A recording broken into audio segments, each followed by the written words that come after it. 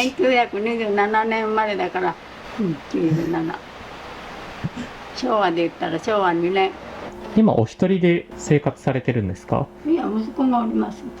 忙しい時は手伝うけど、そうでない時はね、それだけしかお客さん来ませんもん。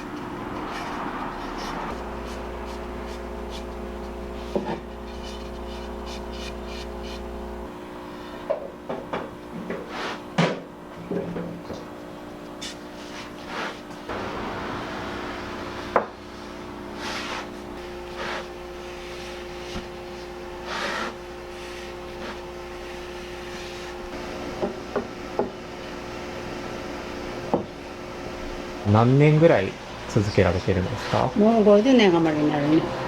先代がね、大正の初めぐらいからシャツとかズボンとか雑貨を売ってた。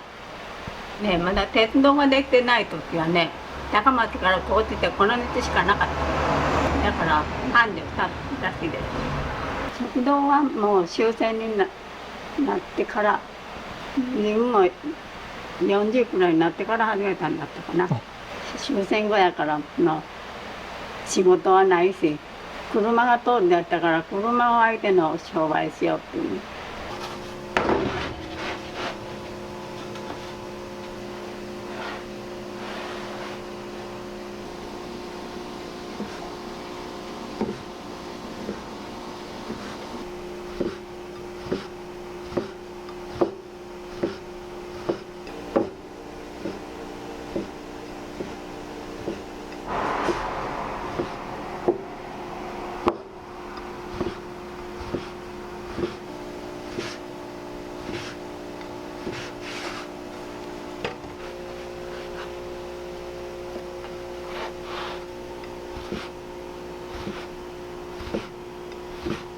そばは何割そばとか？10割。アメリカン粉全然入れないです。アメリカン粉のアレルギーの方おるでしょ。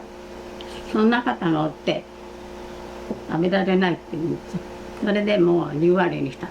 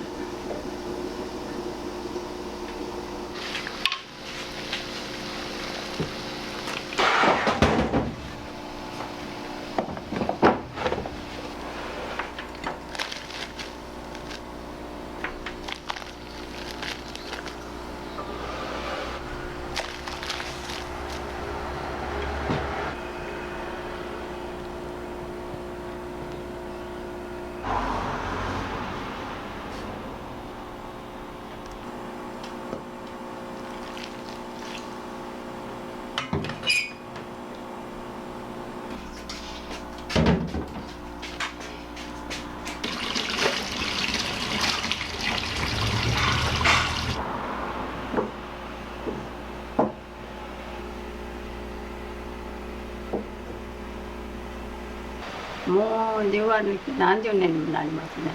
自分とこで同じ機械を譲ってもらって構えてある。これで作ります。息子が引いてくれる。昔はこの地元のお蕎麦、蕎麦粉を、地元のお蕎麦でやるやつ。でだんだん少なくなってきた。今はもう北海道産が多いね。国産。外国産は使わない。だしはね、かつお節とかいりことか、だし粉とか、昔の人がしよったようなことしか知らんから。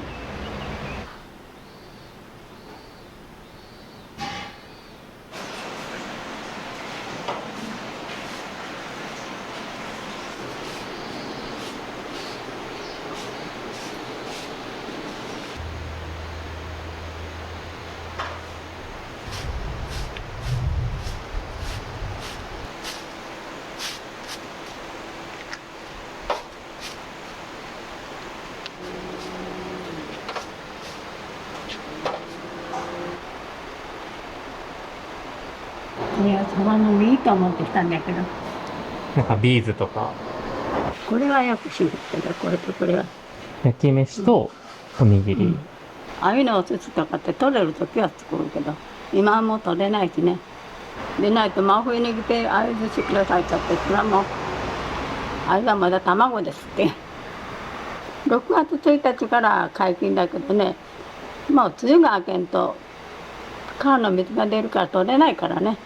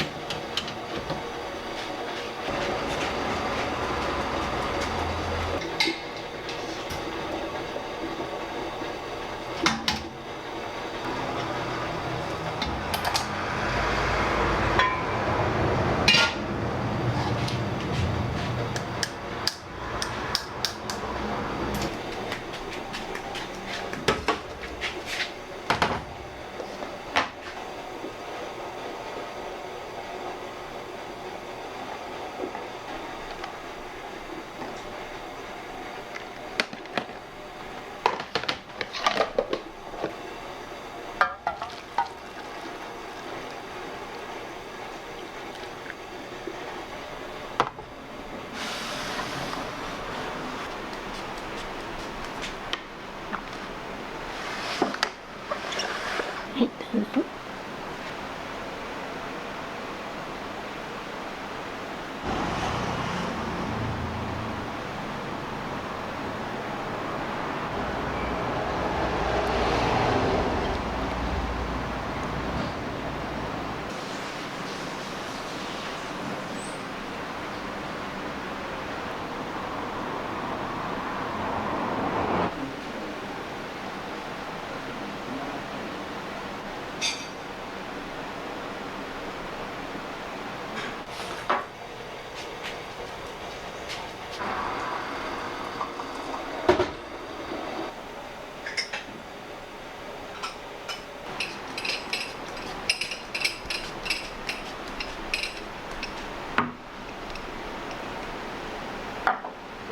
できます。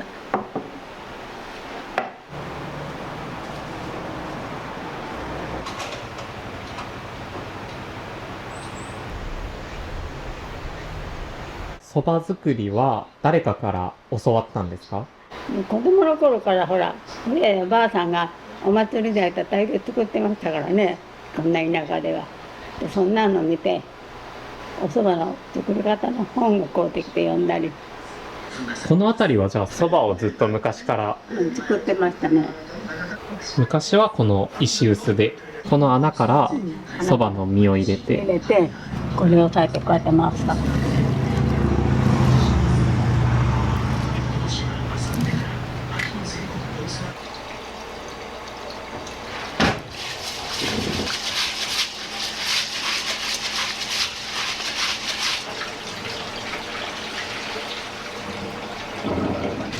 これを重ねていいかな。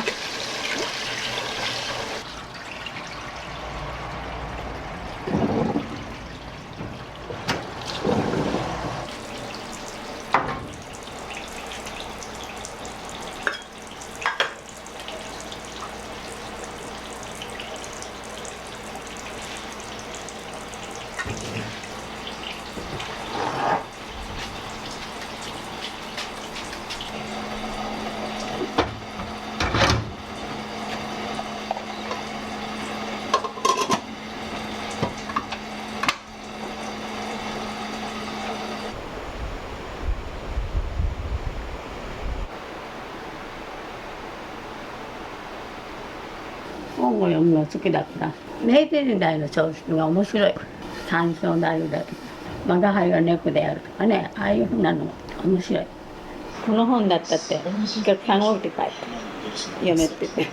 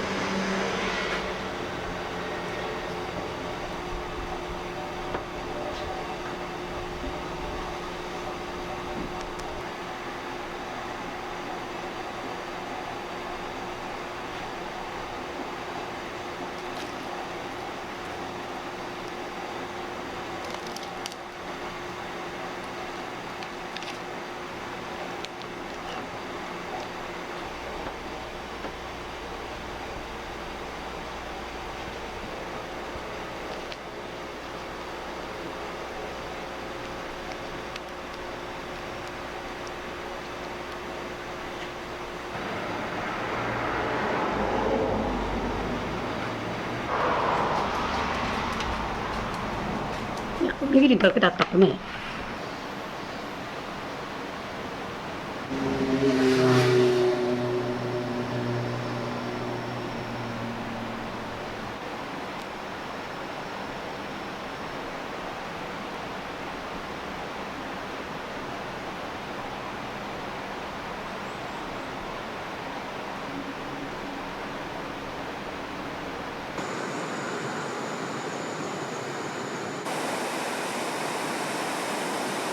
生まれたのは大豊町になる。この橋から向こうが大豊町、高知県。徳島と高知の境に境です。あるところですもんね。幼少期と比べてこの辺りは町の雰囲気は変わりました？そうですね。国道だけで7、80人おったね。それが今もう3人だけ。子供は大人になったら都会へ行って就職するでしょ。そしたら戻ってこない。向井さんは何人兄弟になられる？8人ですか？で姉が2人おりますよ。100歳過ぎたって言われて。で弟もみんな元気な。姉おったけどもう2人とも戦死しちゃった。1人の姉は帝大まで行ったけど東大で出てた法学部、頭が良かったよ。その影響とかもあってやっぱり本読まれたり勉強されたりはお好きだった？そりゃそうですね。うん、戦争が激しくなってきて自分はもう中学時代から兵隊さんがするようなことを、女の人をなぎなたとかそんなのやらされたけど、もう本当に勉強度なんて高い月謝を払うけどそうそうしなかったんで、終わった時は自分卒業式が。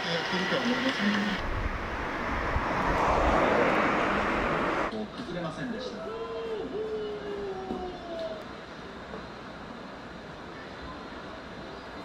平巻の錦木、高安、もう大野里は霧島戦を終えています。若元春、王鵬、熱海富士に御嶽海。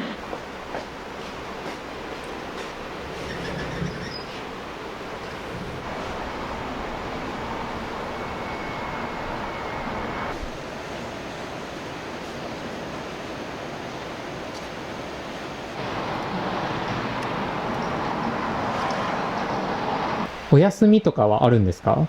休みって別に誰かのお見舞いに行くとか葬式があって行くとかってそんな時だけでね。正月も明けるし300 15日空けてると思う。大変って感じたら休み構えるわ。その代わりお客さん少ないからこうやって本読んでさ楽しみにして休んだらこれするのがしんどい。だから毎日開けてる方が気が楽な。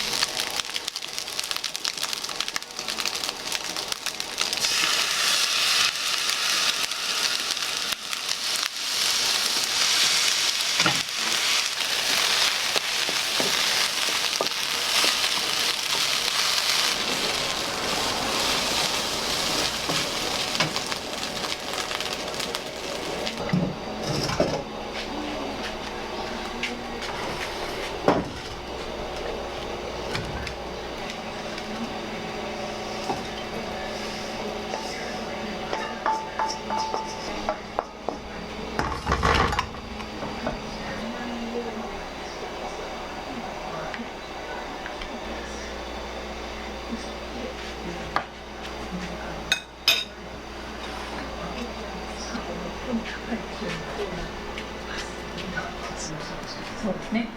この時間までの最高気温各地で見ていくと、今特に西日本、東海から西の地域で高いんですけども、30度台前半とか、そう明日午前になると明日広く雨が降るのは北陸の必要となりそうです。東京圏ではおよそ11万5000人が転入となっています。その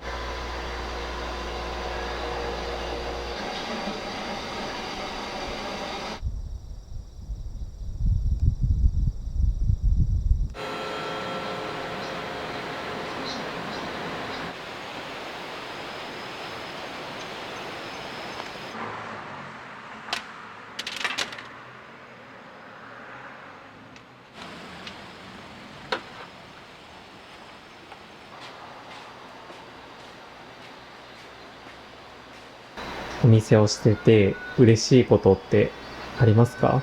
嬉しいこと。もう50年余り続けてきたけど、美味しかったですよっていう方はおりますけどね。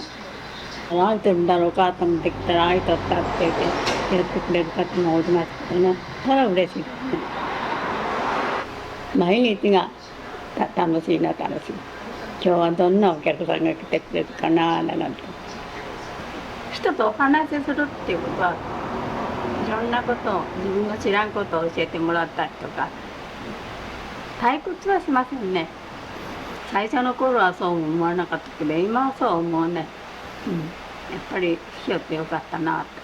それが自分の生きがいかなと思って80おはようございます。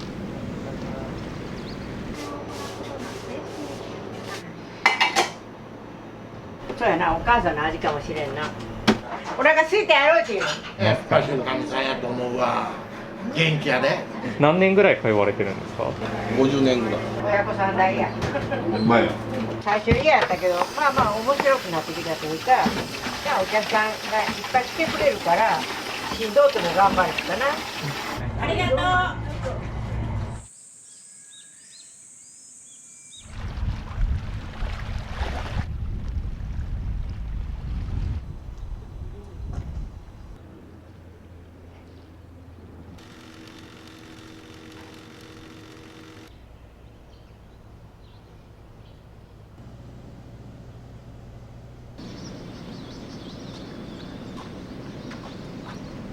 おはようございます。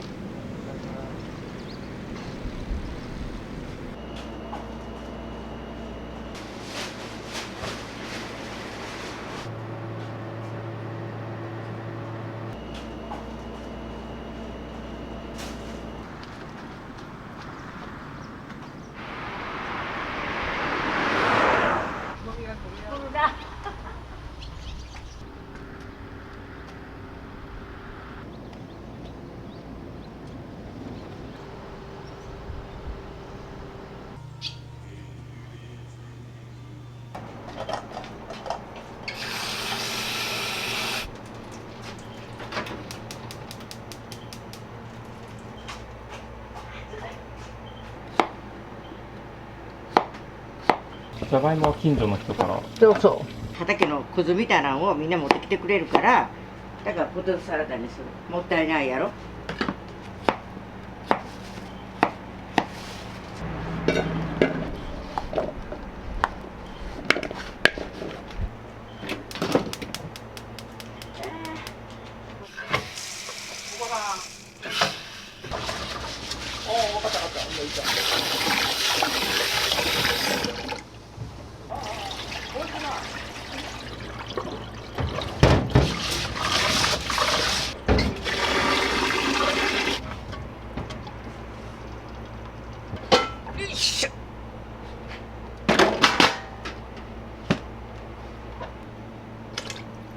しもた。ジュース持っていっていきます。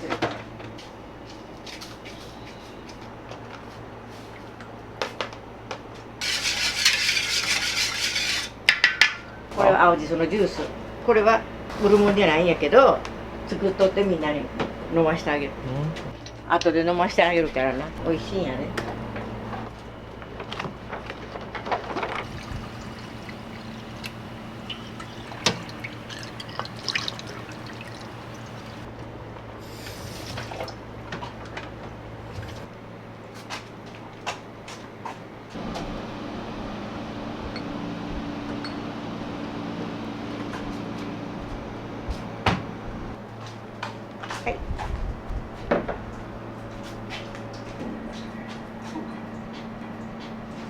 多い日とあれがあるからもう段取りが狂ってしまうんや。こんな仕事ができんよ私。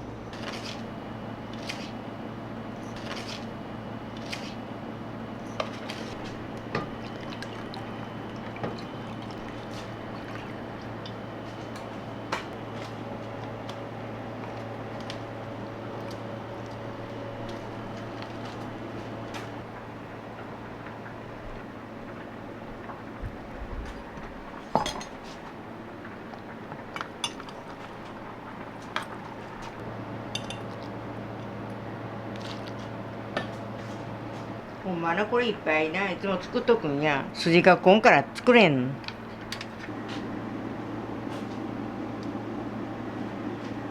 2時間ぐらいかかるからな。味しみるまでですそう。ね。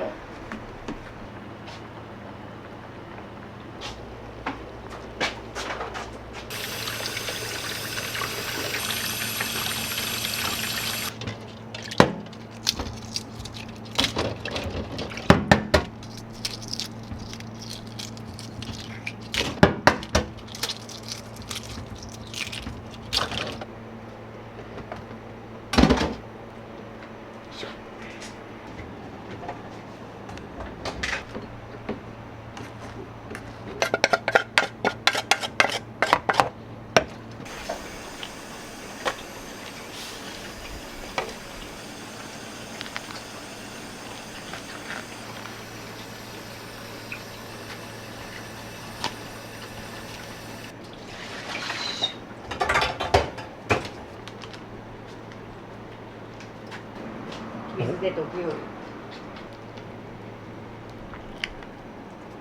おでんにつけるからしつけん人の方が多いんやけどね。味が濃いからね。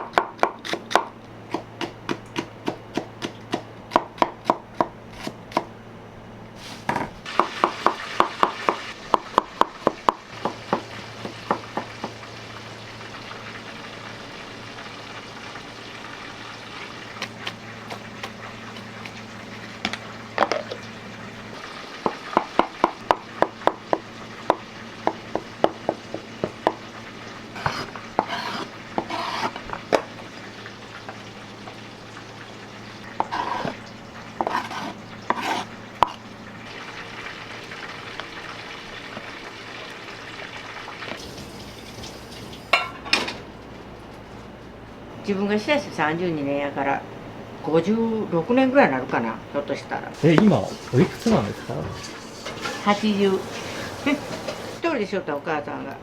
もともと子供が多かったからな。子供の店やったんや。駄菓子屋とかなお好みとかあの鉄板な。じゃあそこにある鉄板ももうずっとそうそうお店ができた時からのずっと使ってる鉄板なんです。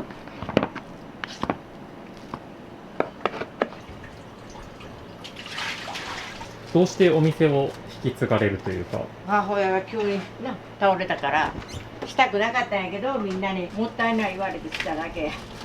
初めはあんま乗り気じゃなかったんですか？乗り気じゃないどころかもう今でも嫌や料理自体はお母さんの味っていう。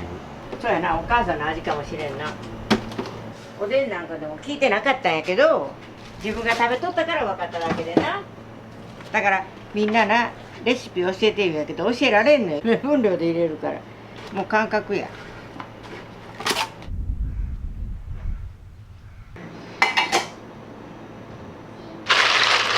タイやな。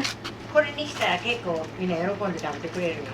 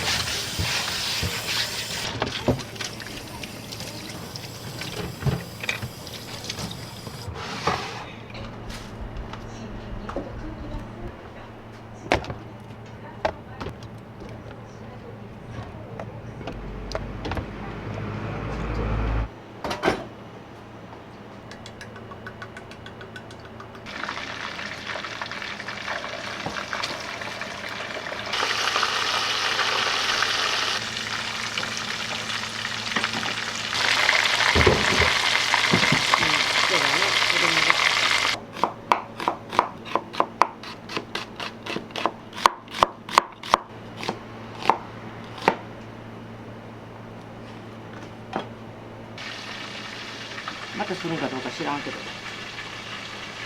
小学校の中でしょった。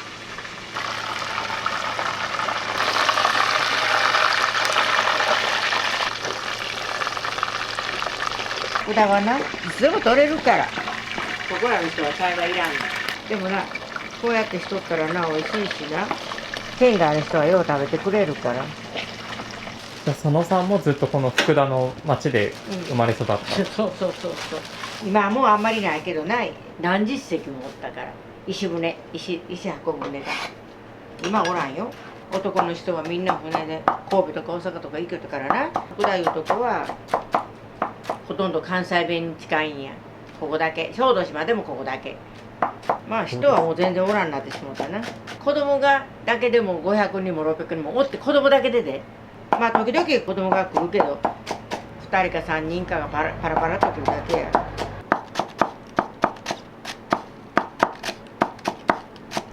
今おらん。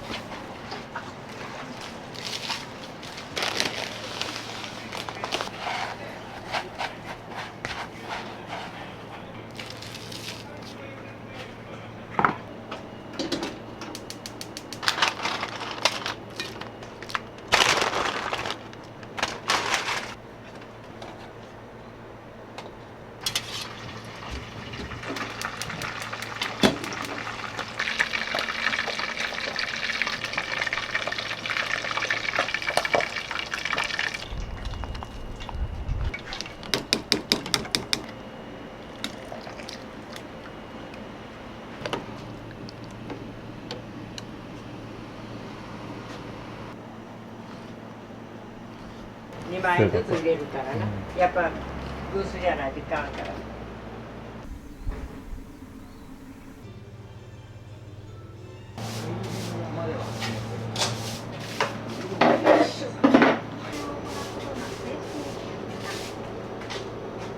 掃除しとるからいいって言ってくれる。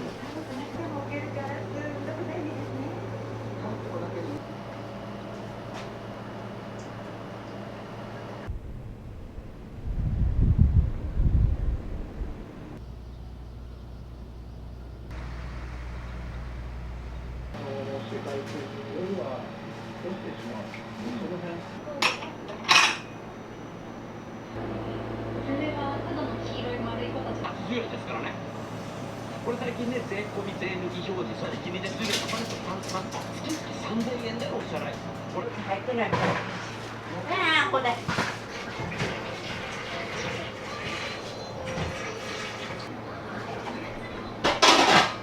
変えることできますよね。一度変えると13%。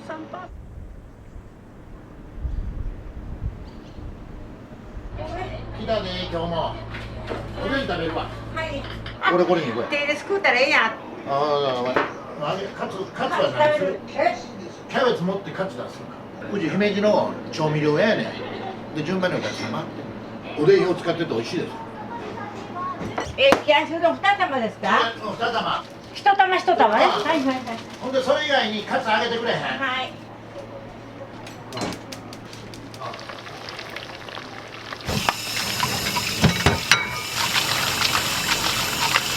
おのしっかりとこからのな。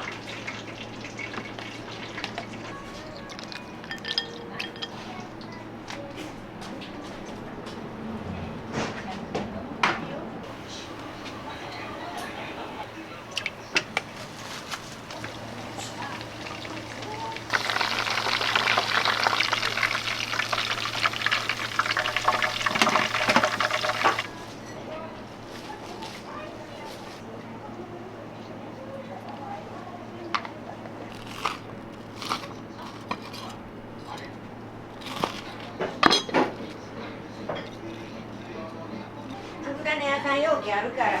美味しい。なんて言えば。生姜よう効いてて美あ、味しい。生姜ね。はい、生姜たっぷり入れます。美味しいな。今日は何を頼まれたんですか？牛すじとこんにゃくと豆腐。おでんのつゆは継ぎ出していってると思うので、しっかりといい味出してる。まずそれが一番。あととんかつ。よこれはなあ、ここであげてくれはんのか。お店の気に入ってるところとかありますか？やっぱりおかみさんやと思うわ。元気やで、仕事できて船で帰る前に食事できるとこってないやろ。こういうお店大切やと思う。1880円です。これ、はいありがとね。お湯は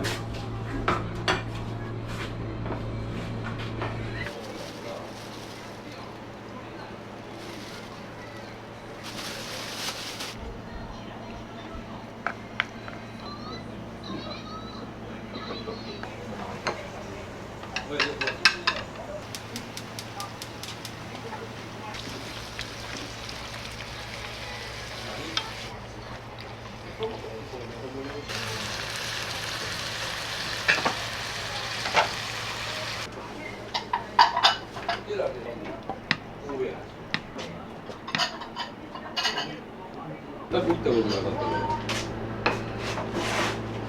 ローズの何年ぐらい通われてるんですか50年ぐらいやな。50年ぐらい。だから僕の子供も親子さん代や。前や。何がおすすめとか親に筋がお店のこうずっと気に入ってるところというか。味かな。味。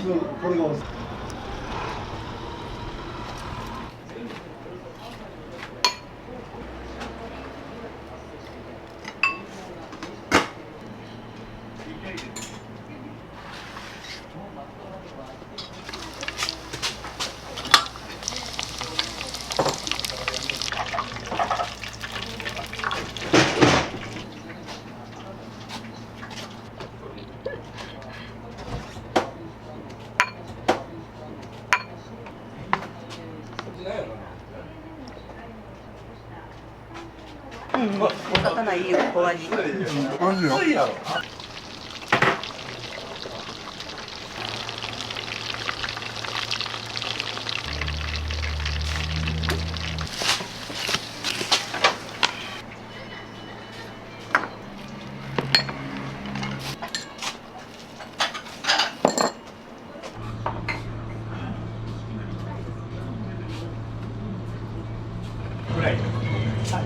南蛮漬けで。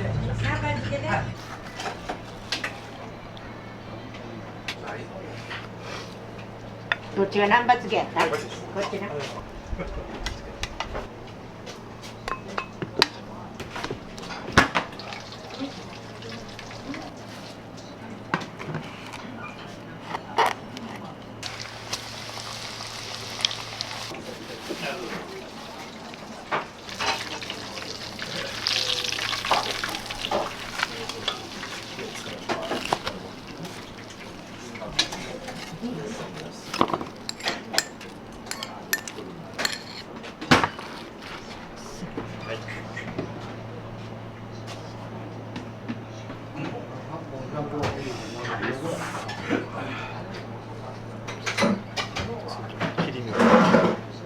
すごく懐かしいというか美味しい。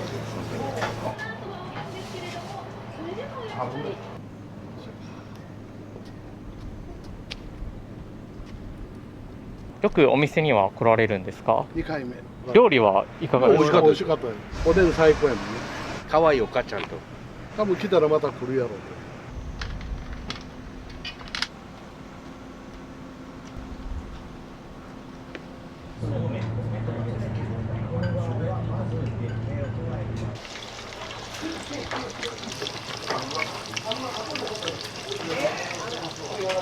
地元のそうそうそう、地元のそう。小豆島のしか使わんわ。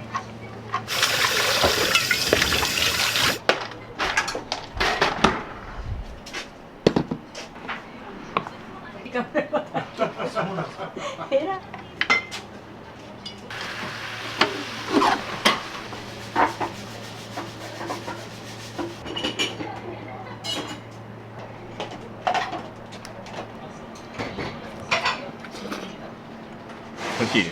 空いててよかったです。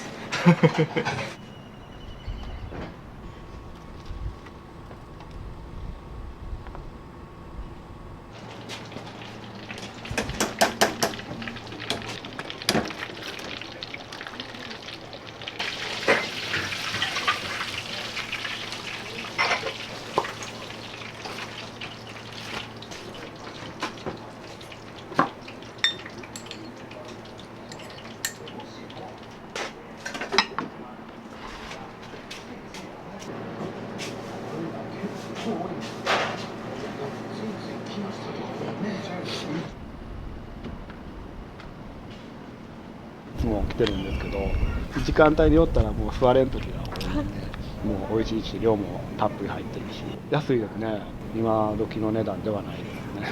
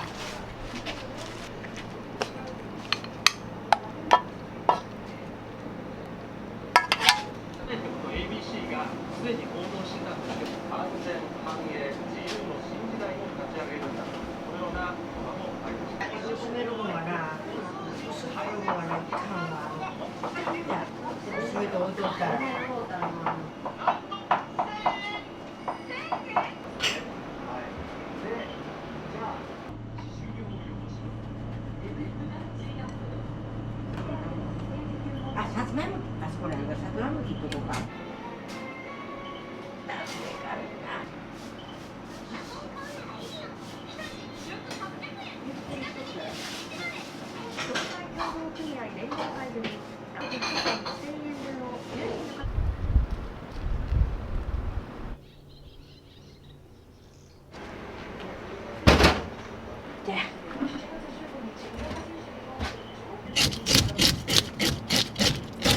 32年間同じ場所でずっと味を守ってきたっていうことですよね。そうやな。まあでも嫌なこといっぱいあったからやめようと思っても何回もあるけどな。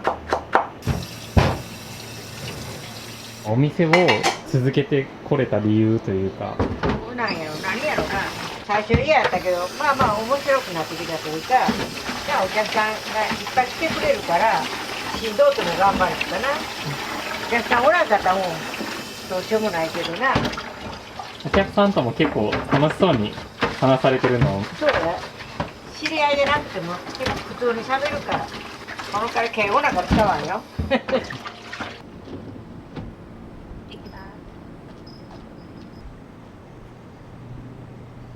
しゃいませ。何しようか。はいどうぞ。うちんちゃん昔のうどん。昔からのうどん。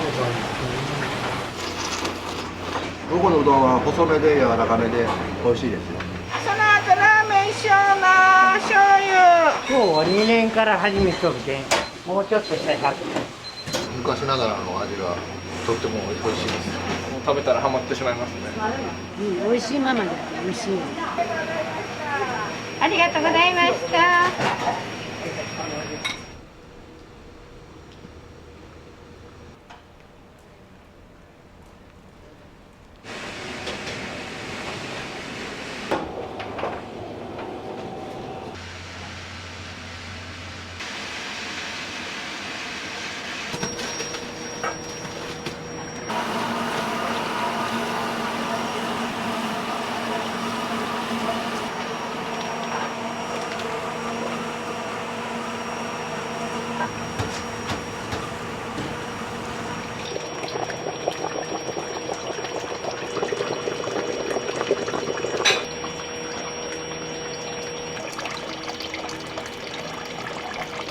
ここ持ってくれよ。こ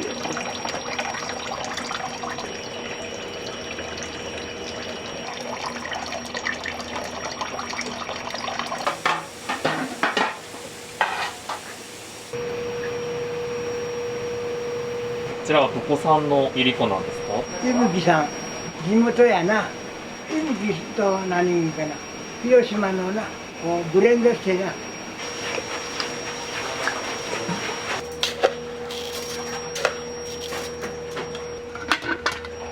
これを入れるな。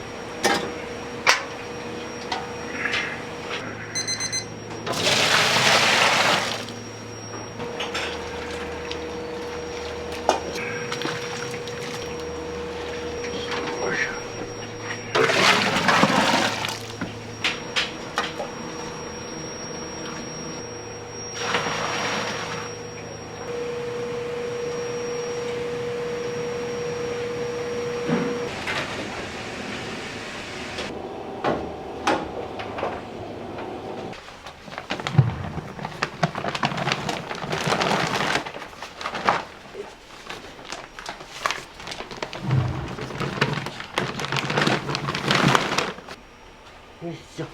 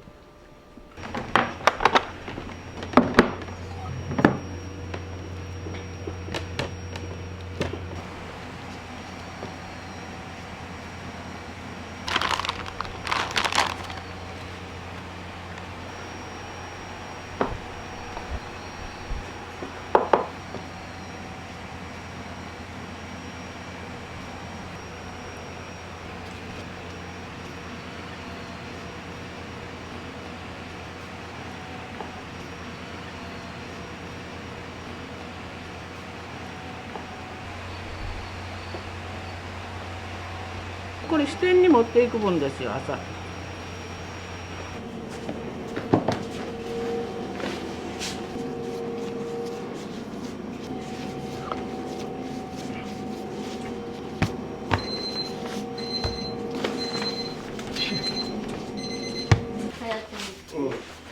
空いてる時間にこうやって。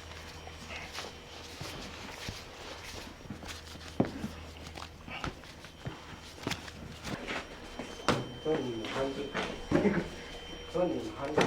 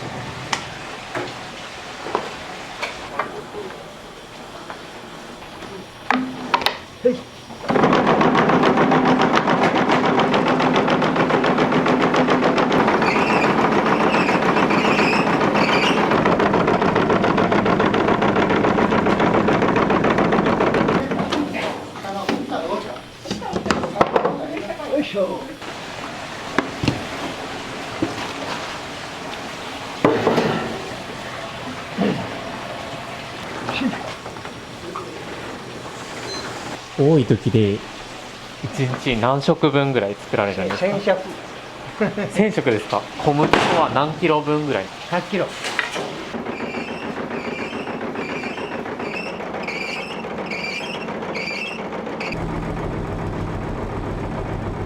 今日は2年から始めとるけん、もうちょっとしたら100キロ。うちんちは昔のうどん昔からのうどんやりこいやろ。みんな硬い欲しい言うけどな、うちのはだしにようしゅんではい。よいしょ。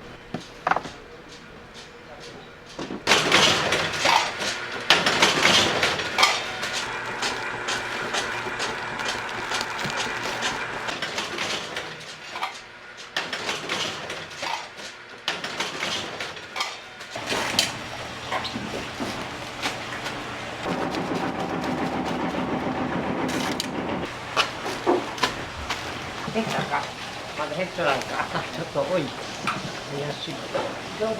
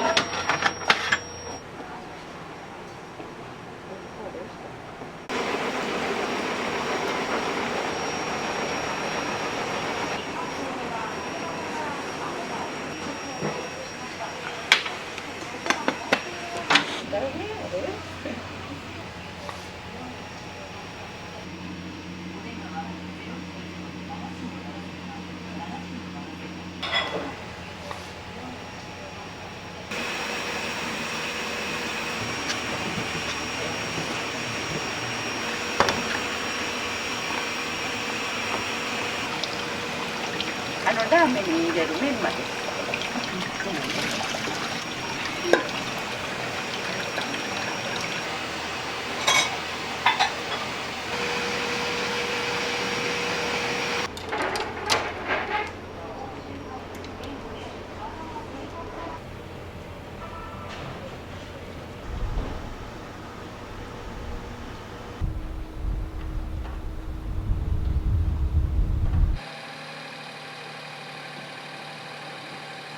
番組は明日夜7時から放送です。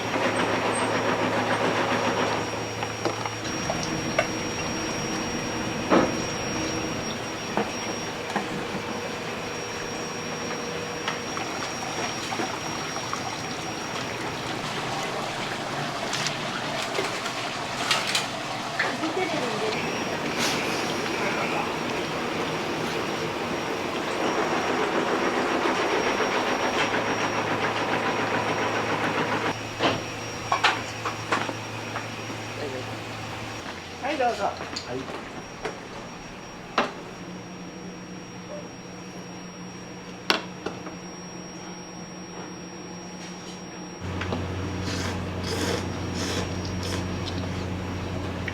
このうどんは細めで柔らかめで美味しいですよ。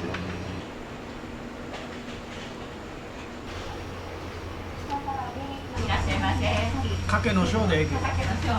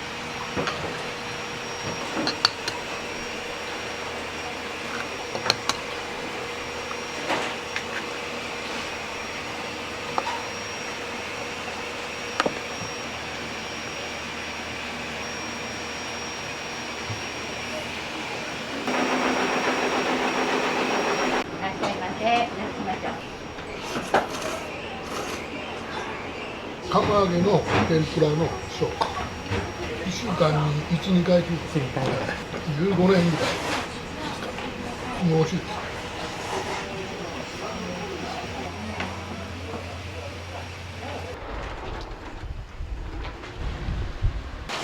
みーちゃんも？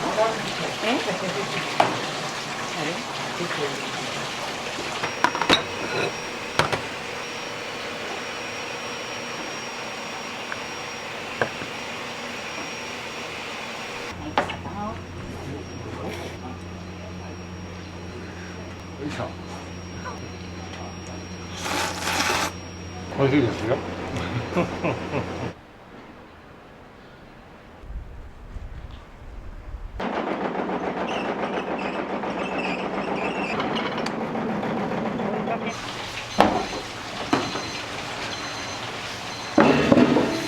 今おいくつなんですか84高校出てだけもう70年ぐらいになるな。じゃあもうそこからずっとうどん一筋で。すごいな、もう配達もせんともうこればっかし。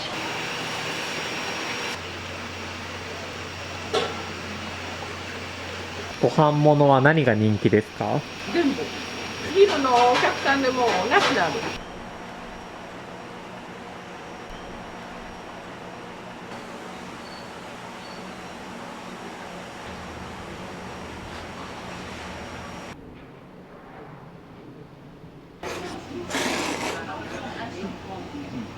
お店はよく来られるんですか？家近いでんな。いつも頼まれるメニューとかあったりされますか？朝やったら醤油、朝じゃなかったら天ぷら。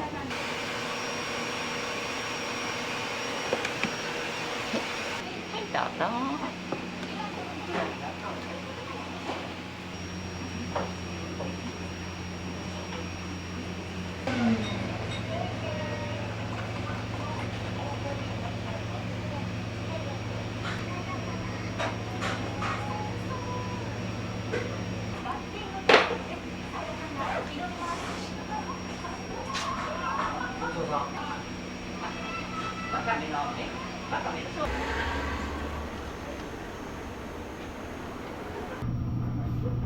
そうかもわからんな。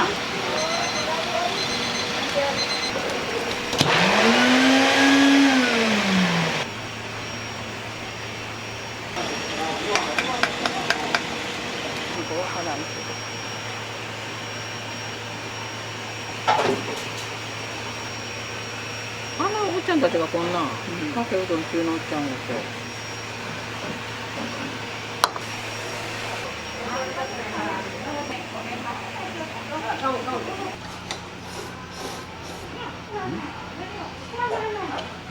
醤油ある。これうまい。美味しいよ。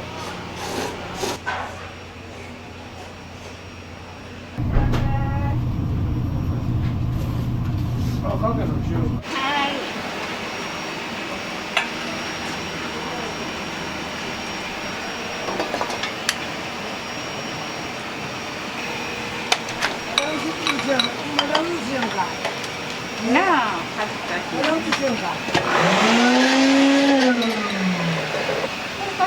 鮭。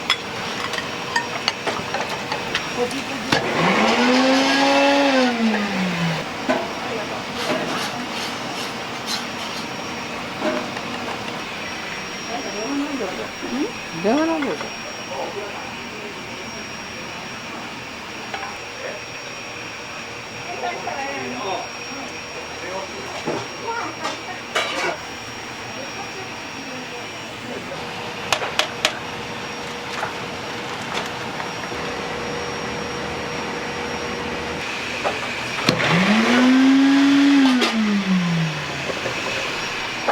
ハムちっちゃいもんどうすんの？ハムちっちゃいもんは。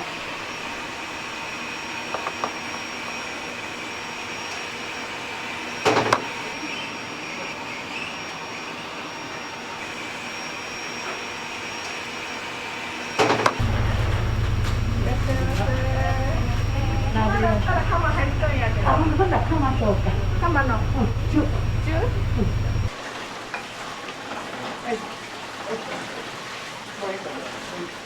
まあとりあえず2食先こしらえるわ。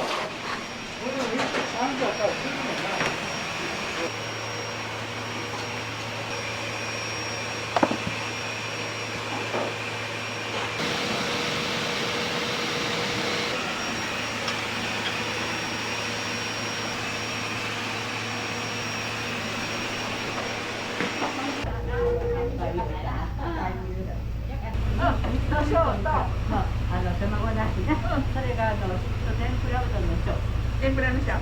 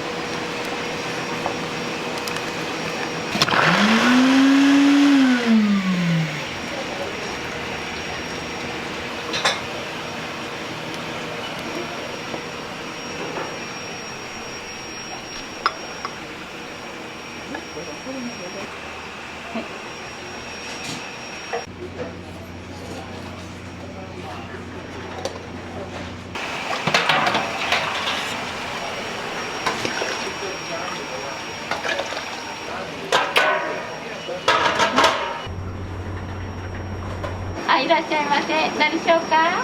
ラーメン。醤油。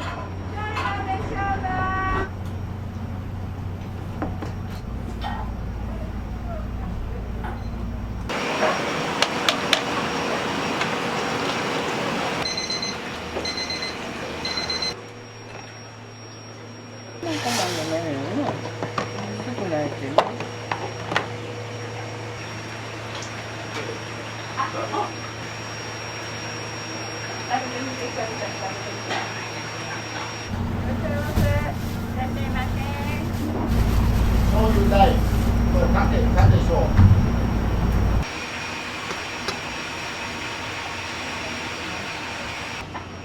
ごめんよ、遅なってすみません。ちょっと特別なことやるんで。特別な。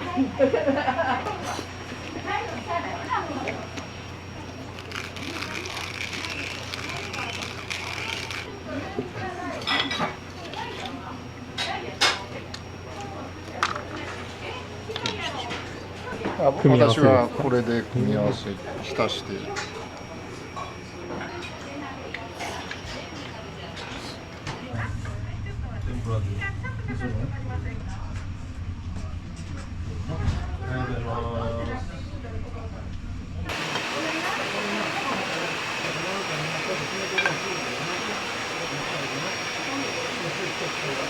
天ぷらな。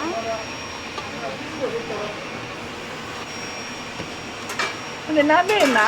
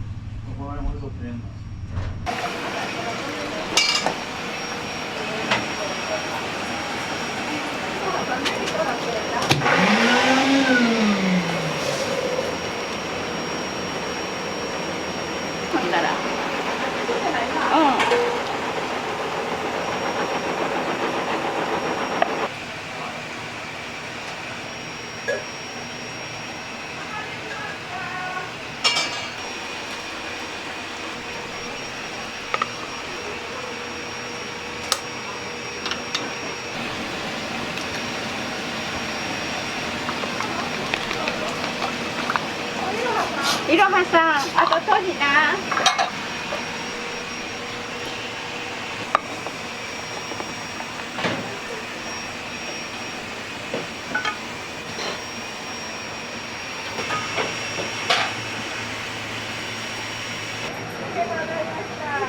ありがとうございました。これ出前。かけ。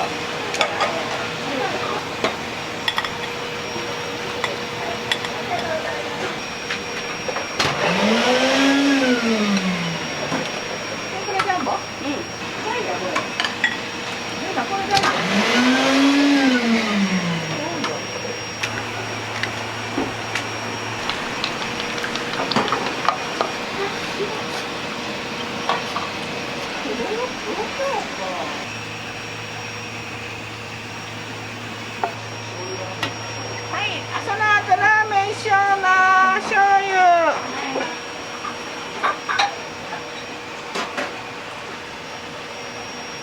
はい、どうぞ。じゃあもうな。どうも。はい、大丈夫。いける。ちょっと待ってな。これがジャンボです。ジャンボですか。ジャンボやったら3トン。昔ながらの味がとっても美味しいです。食べたらハマってしまいますね。味はずっと変わらないですか。うん、美味しいままで美味しい。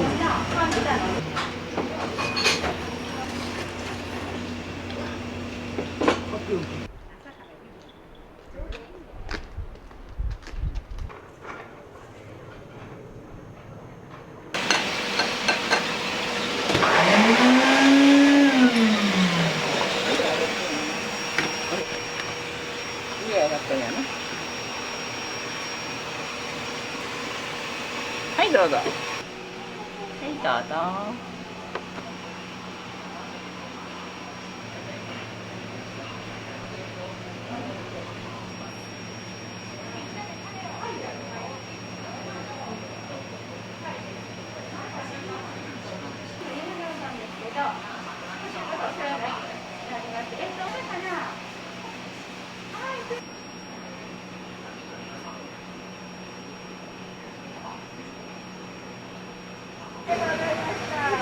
ありがとうございました。調子悪くなってきて、じゃあ僕やるわと。で今は自分と母ちゃんと2人でやってます。おうどんって言うたらここ懐かしいうどんいう感じね。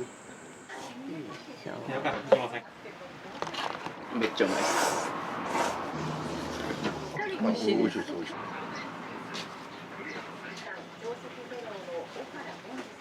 天ぷら美味しいです。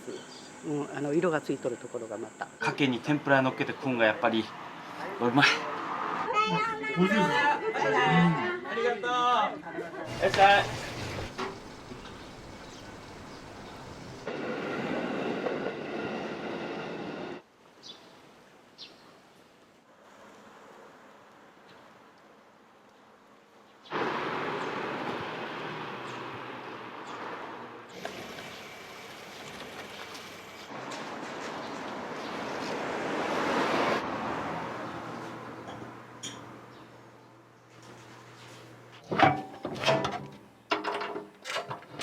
製麺とか、誰かに教えてもらったりとかは、自宅でね研究をしながら独学ですね。完璧にこれが生地。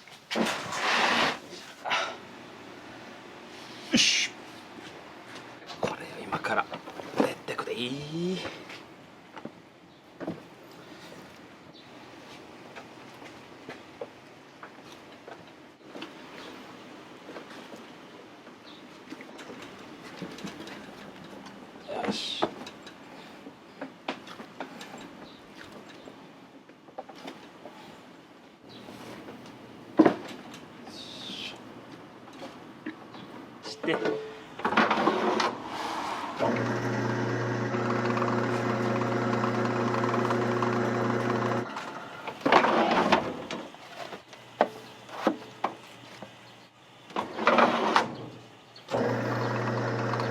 足で踏む足踏みと同じ感じで、あ、そうじゃな、そんな感じ。手と機械で。しゃあ。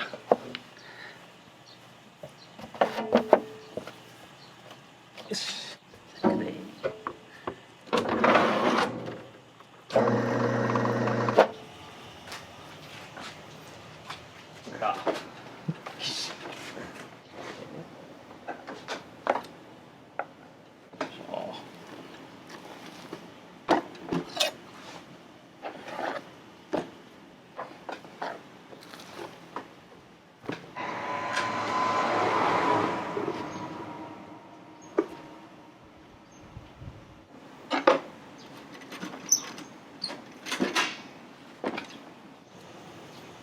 粉これいくんや。これでもう一回入れて、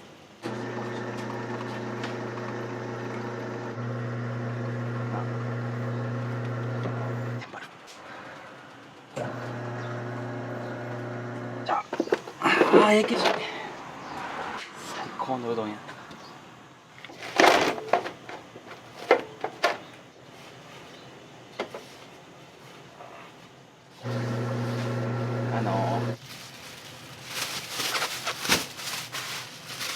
よいしょ。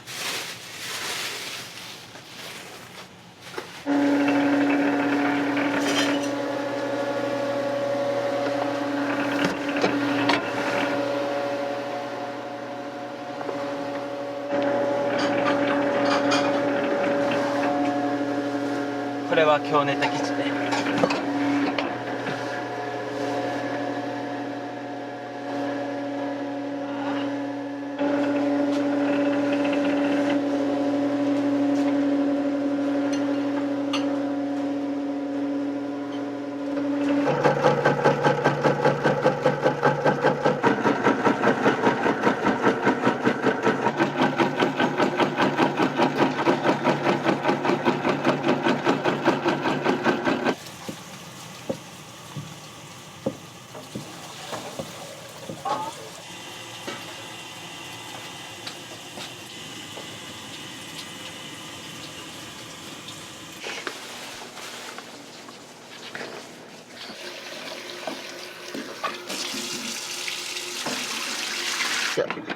スイッチオン。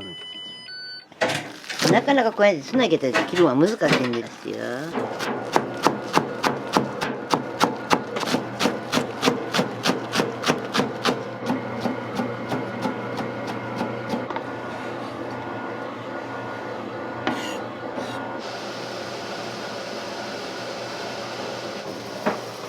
津田さん。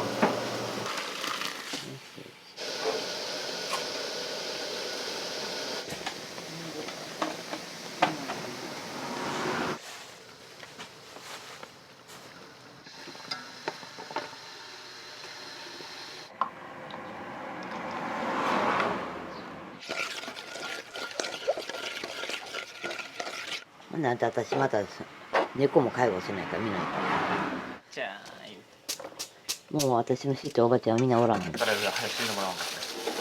なんで私。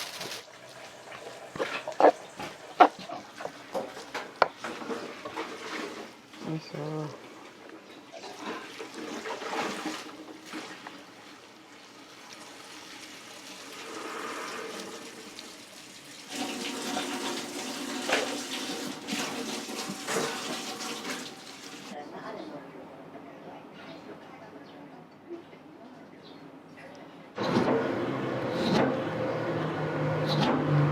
で、は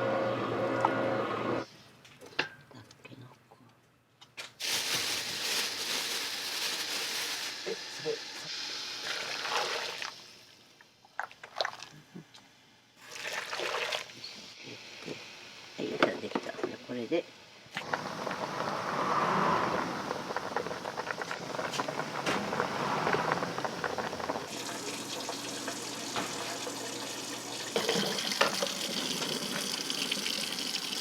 すんとこやで。い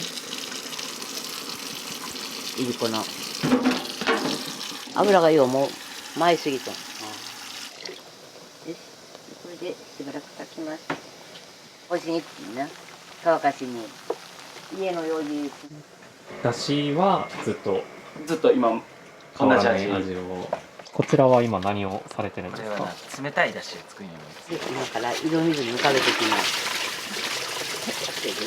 冷やかけとかぶっかけのだし、井戸水やきんめちゃくちゃ冷たい。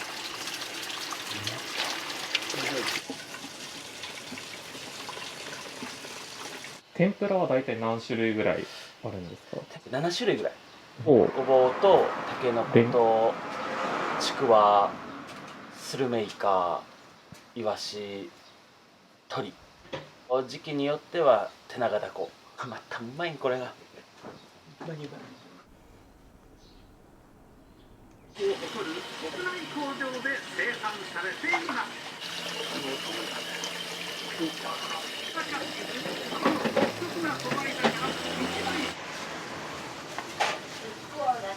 してない。そうやっぱとっくりで湯煎しただしっていうのかな、うまいな。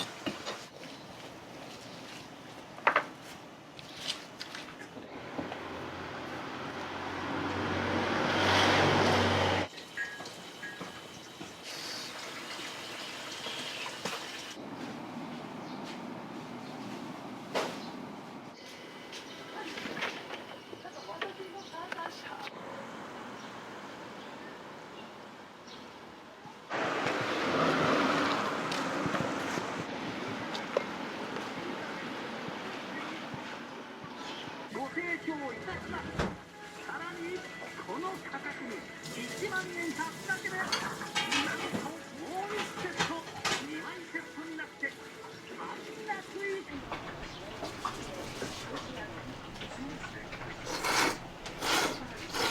もう建物もずっと、建物もずっとこの支柱とかはもう150年は間違いないっていう話は聞いてます。場所も変わらず細々とやってます。お寿司買いに早くほななくなるここの美味しいからな、そら豆がな行ったのがなあえて美味しいんや。はいはい。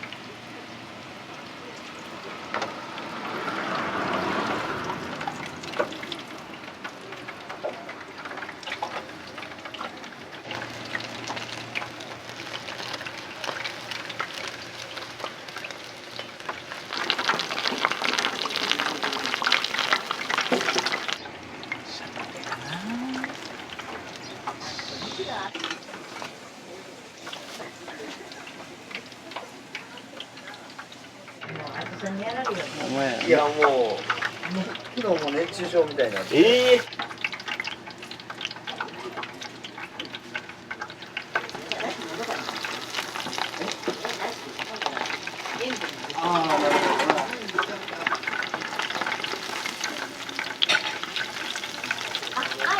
はい、ありがとう。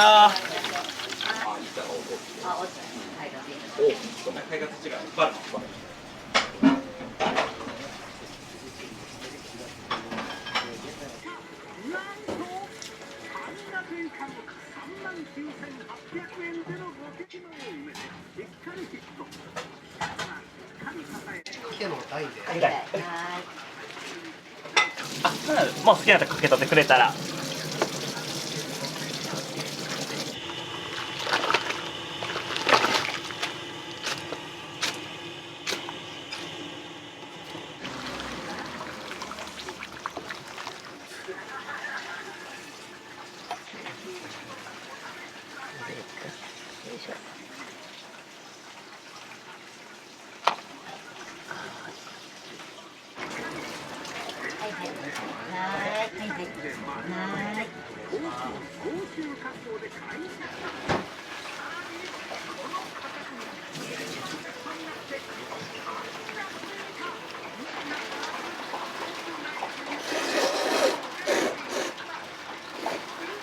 いかがですか？美味しいです。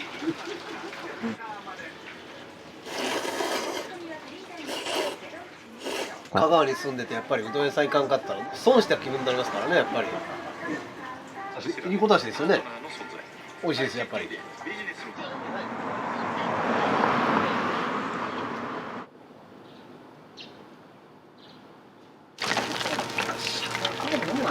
はうまいね。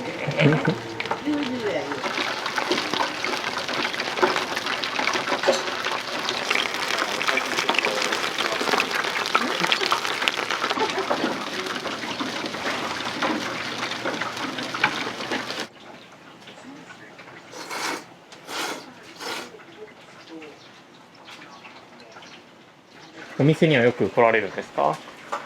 まあまあめっちゃ来てくれる。あ、本当ですか？大好きなお父さんです。お味いかがですか？いや、もう美味しいですよ。おすすめか。そうやな。常連さんは卵うどんとかもうちはかけかな。かけに天ぷら乗っけて食うんがやっぱりうまい。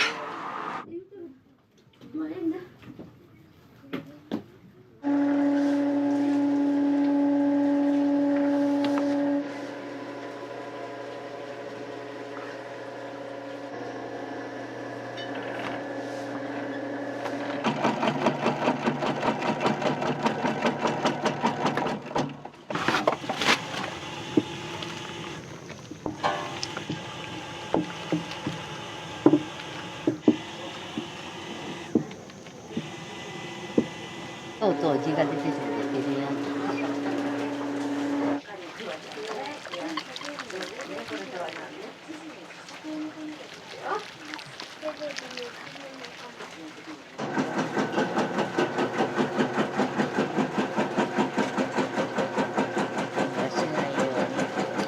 通りますよ。あ、ちゃんともう持ってきとんやな。食べやすいように。赤いや。あ、じゃあ二人ともね、うどんが好き。ね。いやいやいや。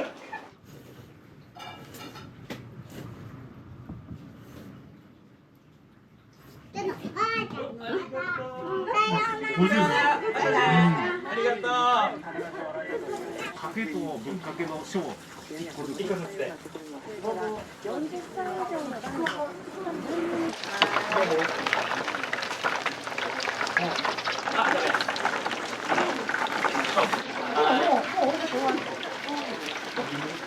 お皿がいらんの。竹の子だけ。あ、いい、ここで。はい、待ちます。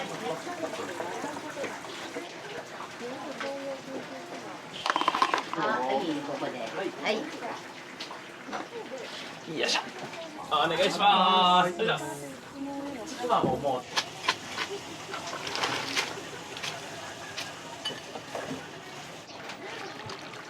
ああ、ごめんなさい、遅れてた。すみません。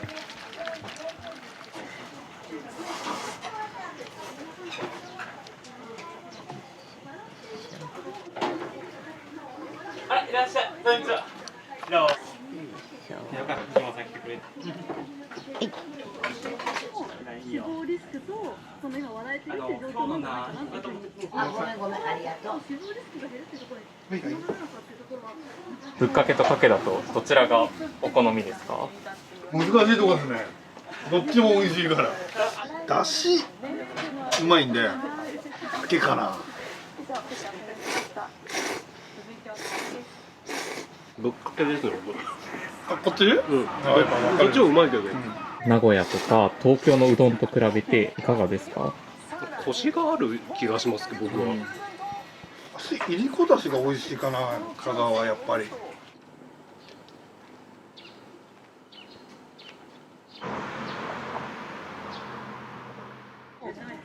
笑ってるいらっしゃい。こんにちは。どうもお疲れ様でした。天ぷらは本来やったらイワシがあるんですけど、イワシがうまいんです。で、あとはこの鶏天ですね。鶏天も美味しいんですか？うまいっすよ。この塩コショウもアクセントになっとってね。で、だしにつけて食うのもよし、ソースにつけて食うのもよし。こう通われる理由みたいなのが。味もさることながら店の人柄ですよね。あとこのローカル感というか、そういうのがやっぱりですよね。おうどんって言うたらここ2、30年になりますけど、懐かしいうどんいう感じね。天ぷら美味しいです。色がついとるところがまた。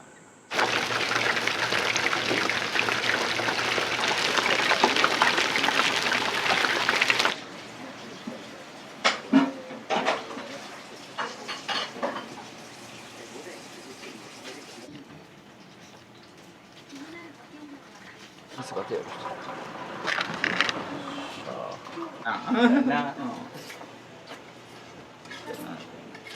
すみません、お待たせ。はい、ありがとう。ごめんね。はい、ありがとう。はい、はい、ありがとう。はい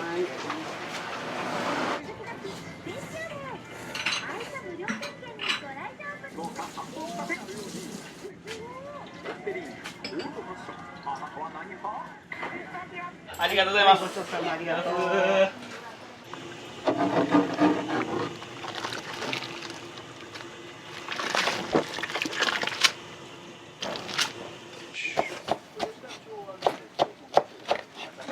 あったかい醤油うどんで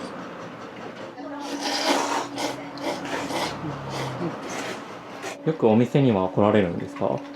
ほぼ毎日ですね。仕事の昼休みとか、あと僕はもう休みの日とかでも店内が落ち着くのと、やっぱり一番はめちゃくちゃうどんがうまいことですからね。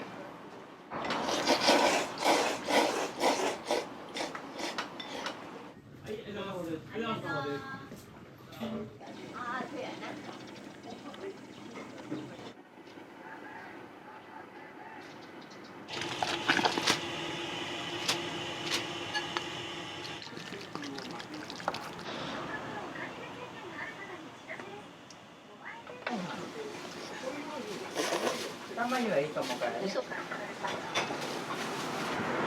美味しいです。だしがすごい美味しい。あっさりしてやみつきになるかな。はい、ありがとうござい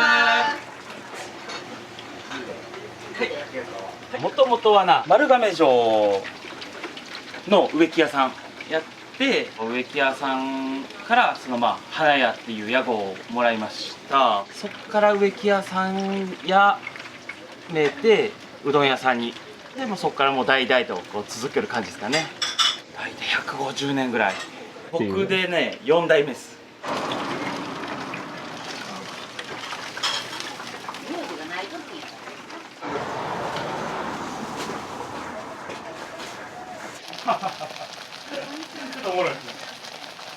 まさみちゃんのちょっとまだ残してるんですよ。いらっしゃい。えんな。ほんで後でねまたうどん食べるんな。でな無理が言えるんで。はいどうぞ。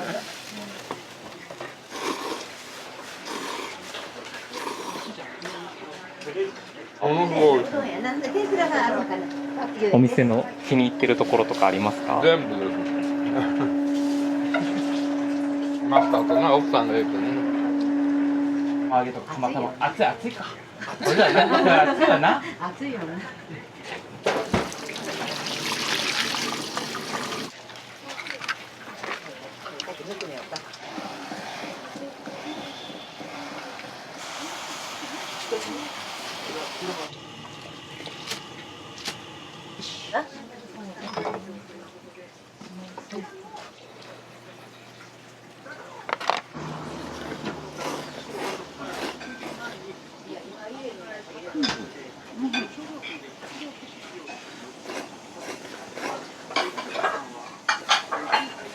美味しいです。とっても。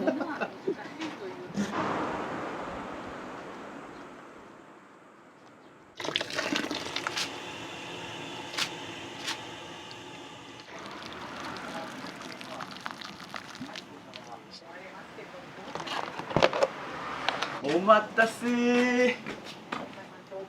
お願いします。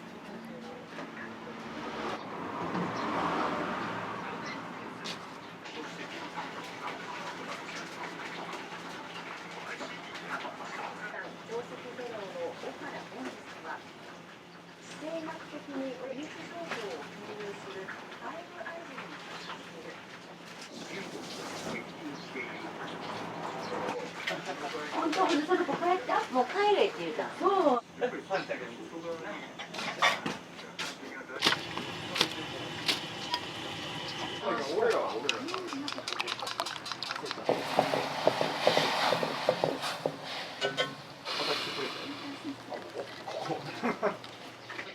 ああ、スパイクでもそんなさせられてないな。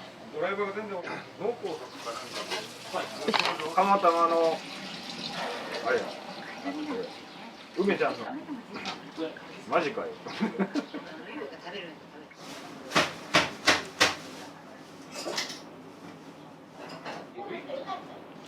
あ、じゃあいいか、予備かも。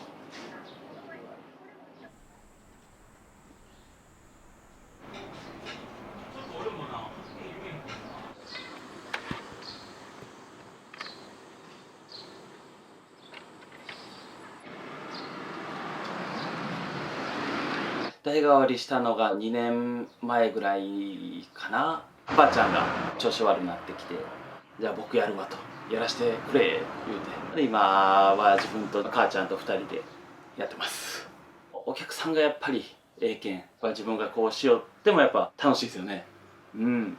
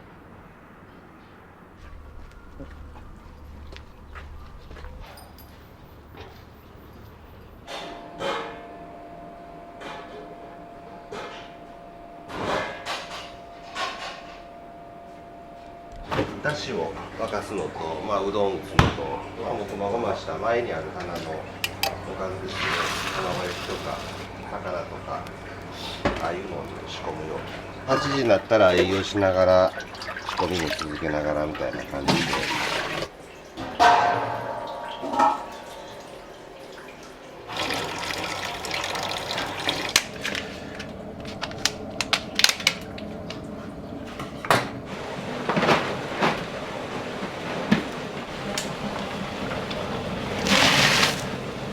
原価はめちゃめちゃ高いです。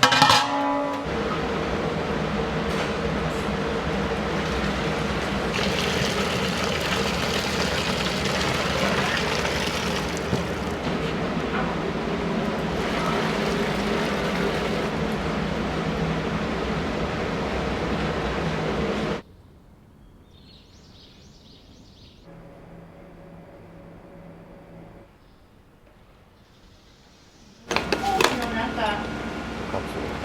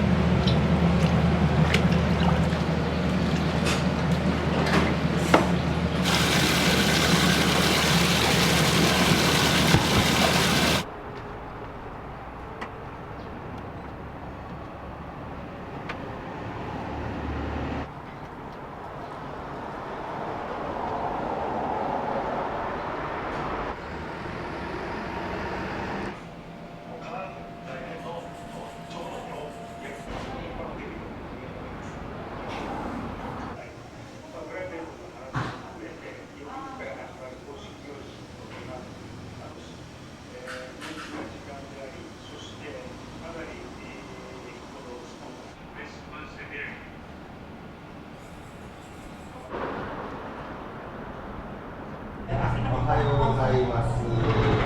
じゃあ、サバを2つと、きんぴらを。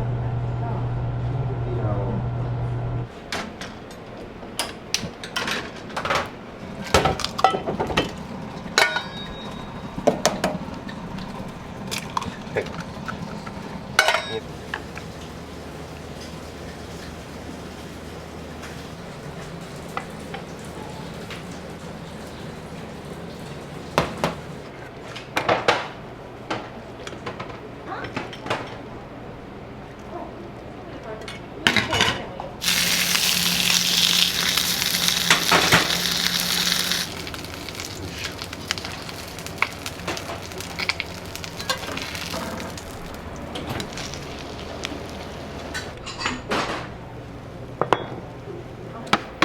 卵焼き、サバと卵焼き。どっ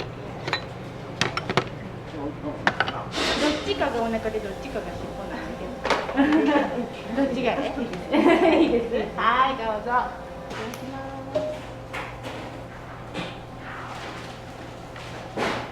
祖母の時代から赤ちゃんの時から連れて来たぐらいもうずっとうどんだけじゃなくいろいろ朝からもこうやってね朝食で食べさせてもらえるので早いんですよすごく注文したらすぐ食べて帰れる美味しいです何食べても本当に美味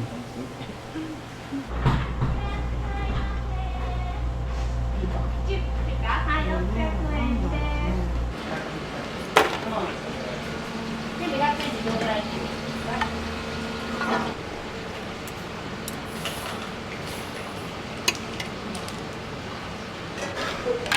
いいのいい。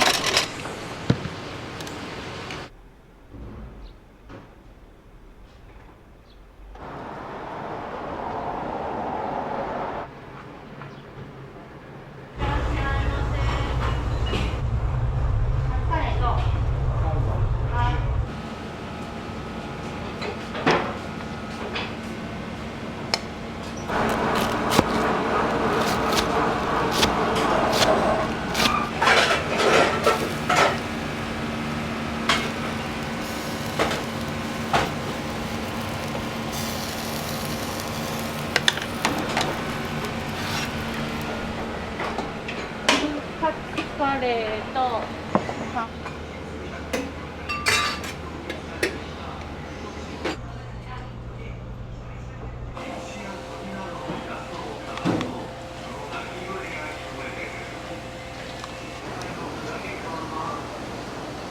お店にはよく来られるんですか？週1ぐらい。あ、週1ぐらいで。もう大方50年ぐらいね。50年ですか？ハム丼とカツカレー。大体こんな感じだね。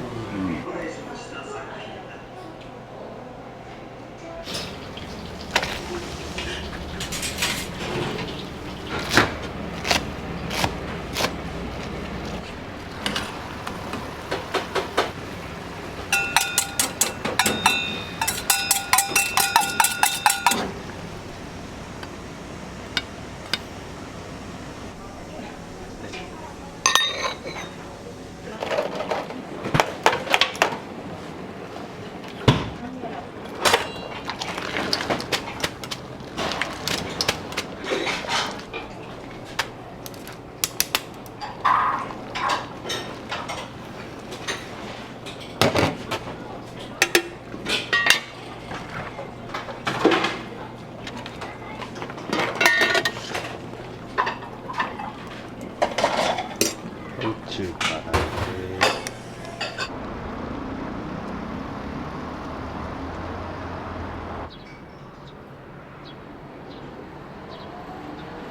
お店はどうして引き継がれようと思ったんですか？ずっと僕は大阪におったんですけど、はい子供もできて帰ってきて、そんな時にごしょっと、おばあちゃんがね僕おって後継ぎがねそのおじさんがしょったけど娘さんばっかりおらんけんみたいな話でまあ手伝いから僕らとやりよってみたいな流れでそうもう僕の代のその男系が僕しかおらんかった。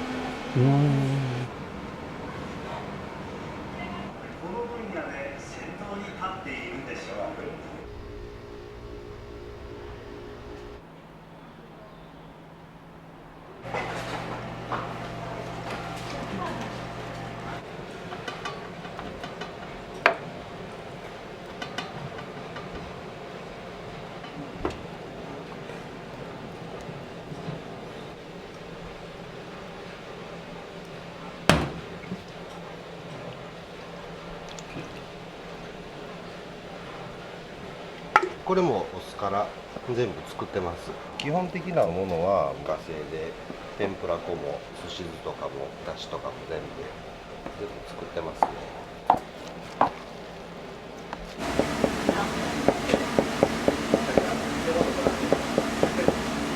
チラシチラシ。ここの天ぷらうどんもみたいな。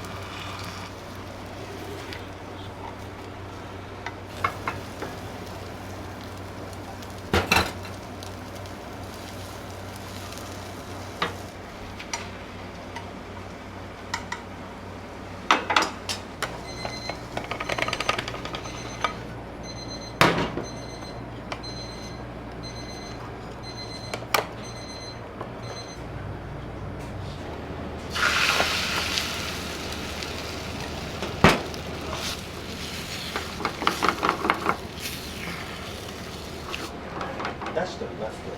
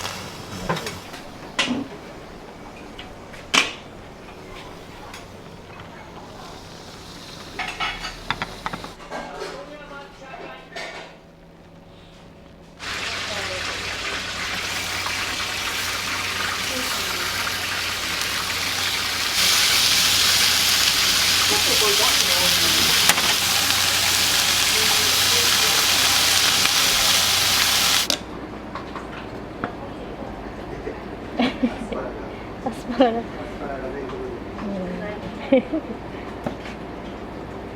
お持ち帰り、もうこういうね、おかずとかをね、みんな持って帰ってくれるんですよね。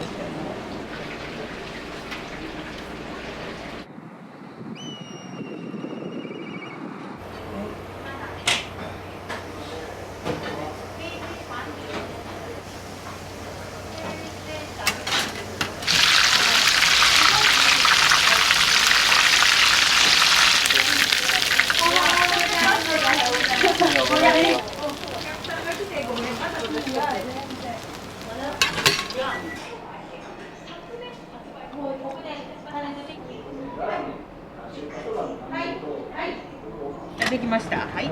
寒天丼と中華。はい。あ、ごめんなさい。はい、置いといてください。お待たせしました。はい。決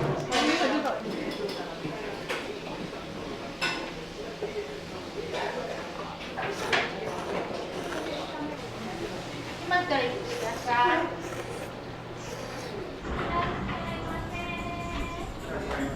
オムライスを2つ。ありがとうございます。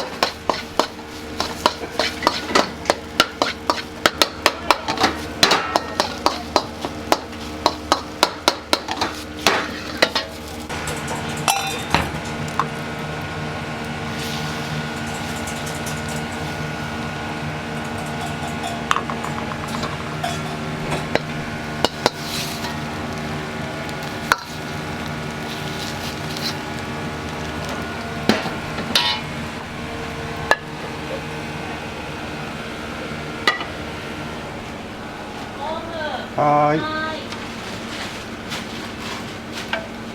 い、オムライス。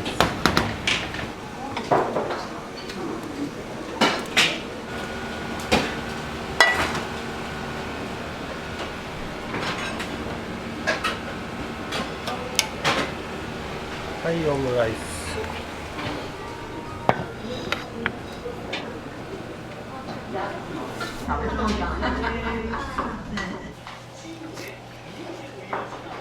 久しぶりです。そう。久しぶり。昔はようきょったんやけど、美味しいんでね。何食べても。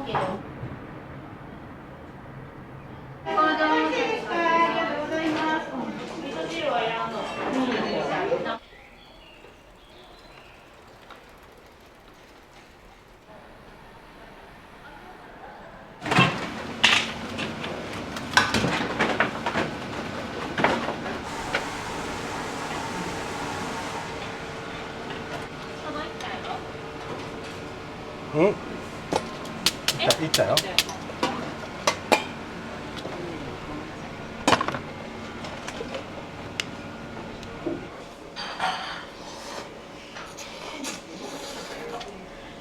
この店にのざるそばやないと認めんのよ、うちの子。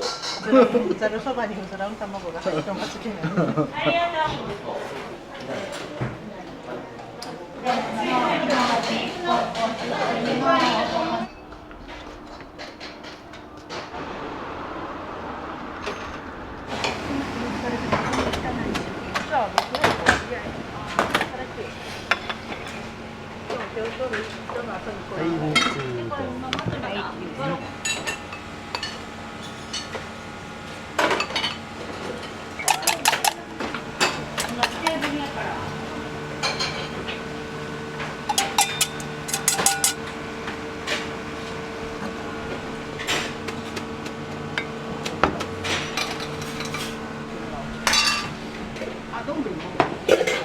親子丼が来てます。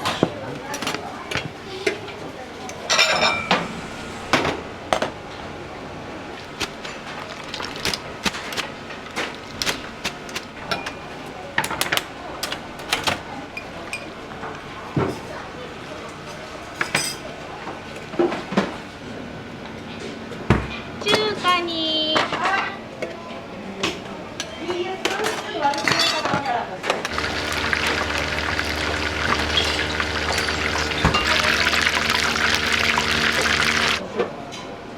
はい、天ぷらうどん。飯野さん。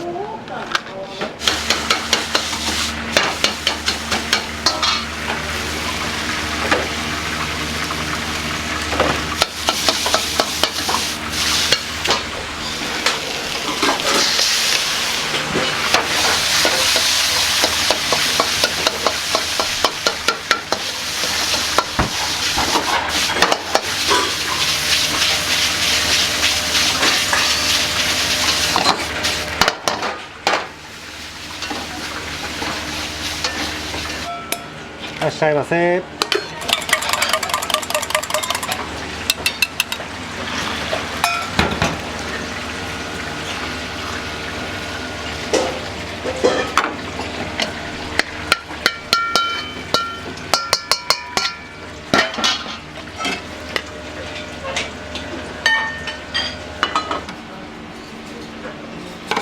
オムライスタート。ちっちゃい頃よくやったね。美味しいです。今日はオムライスの気分やったけん、もうオムライスにした。恥ずかしい。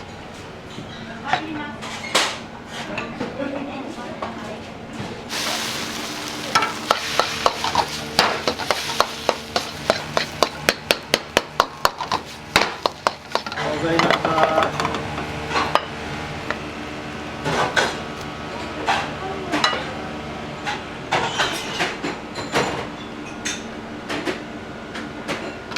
はい、オム大です。いらっしゃいませ。ごめんなさい。はい、すみません、お待たせしました。はい、オムライス。お待たせしました。なんか、甘めで。私になります。ありがとう。好きなお店なので、はい、ちょっと出かけた、はい、帰り。何年ぐらい通われてるんですか？もう物心ついた時からですけど、お味も雰囲気も変わらない。美味しいです。美味しい。美味しい。天ぷらのね。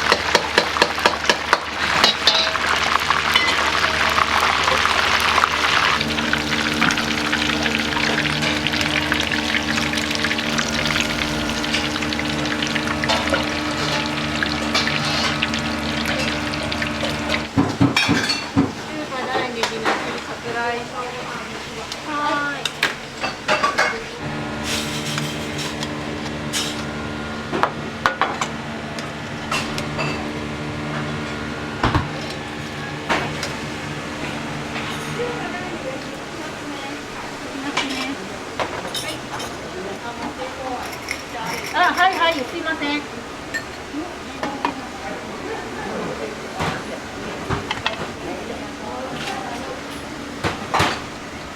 はい、反転。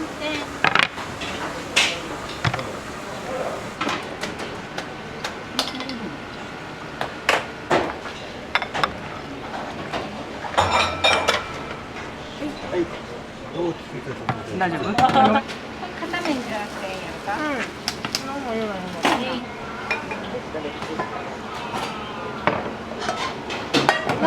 ネギなし。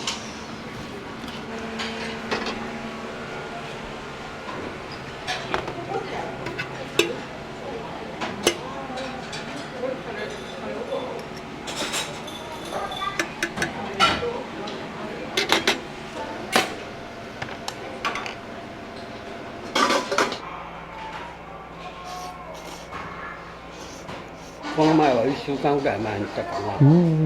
安定しとらいな、味が自分好みで。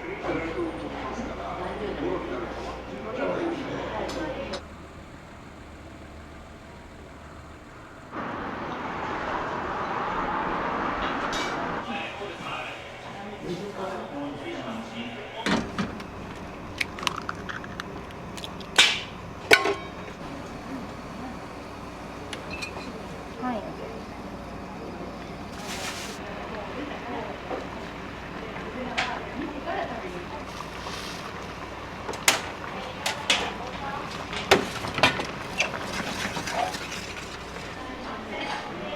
ありがとうございます。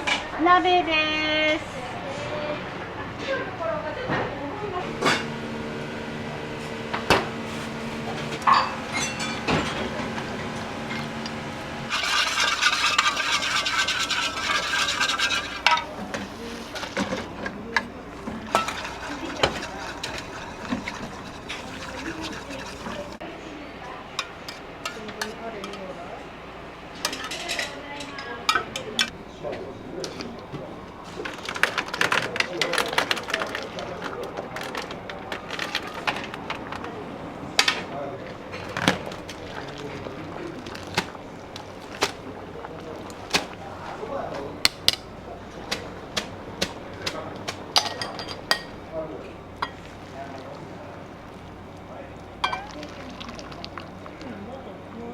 集したっけ？よくまではおらんね。かな。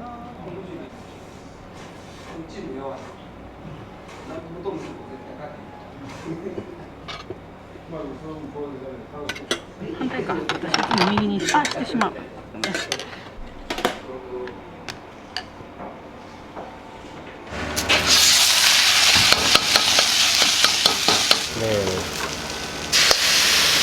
年齢集まりですもんね。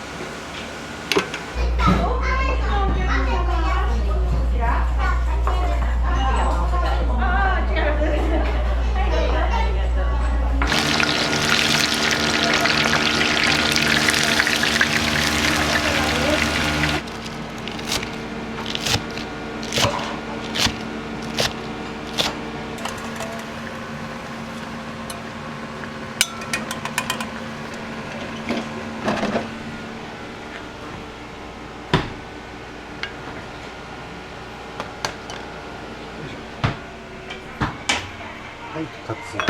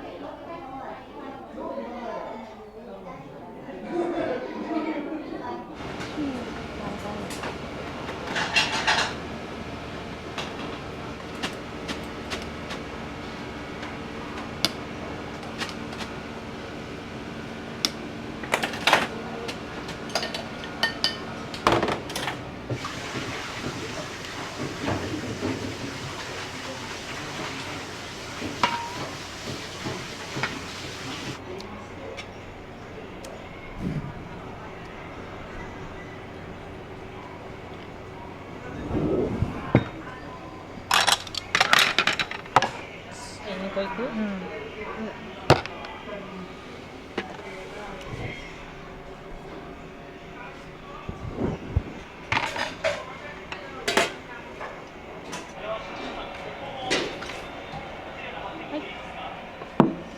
お好みでかし。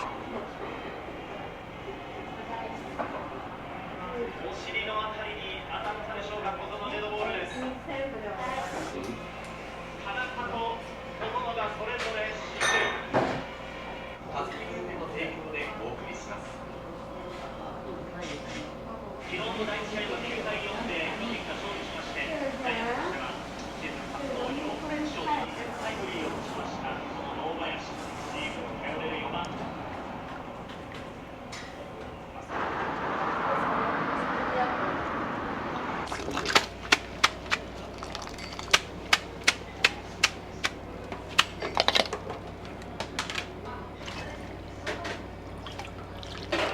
夕方はね、もうずっとこうスープ沸かしとったら辛くなるんで、出しとんですよ。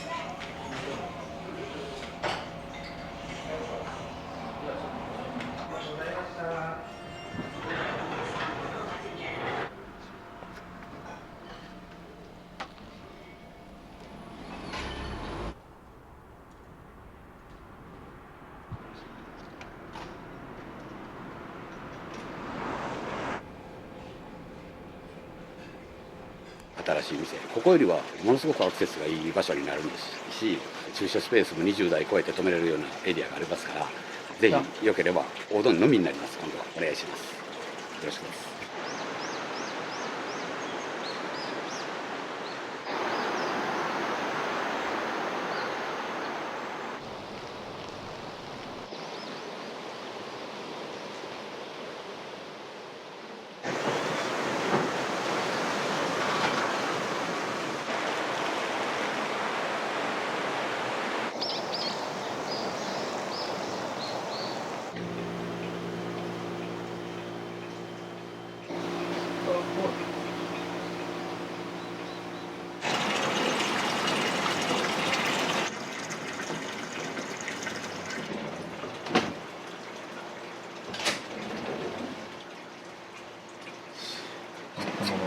昨日から仕込んでるいりこと昆布のうまみが出てゆっくり出るように先に昆布だけ出してさせる程度に約1時間結構いりこ多めに使ってるんで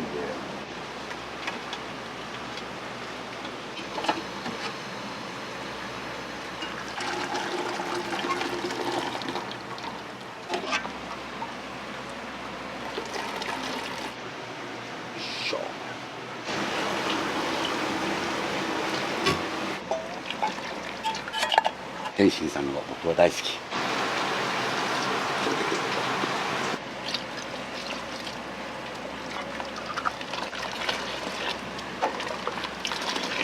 空気含ませて一人立ちさせると味が全然変わる。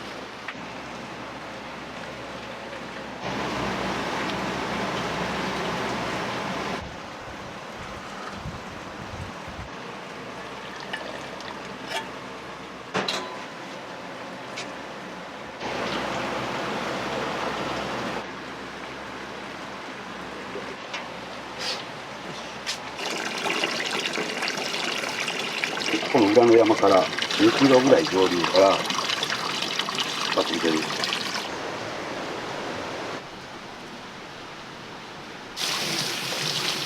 畑から取ってきたネギが朝どれです。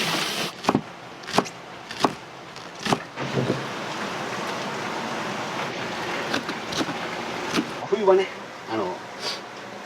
時期になると新そばが出始めた頃からお蕎麦やります。少量ですけどお蕎麦のファンの方もいらっしゃるんで、うどん巡りを何軒かやってる。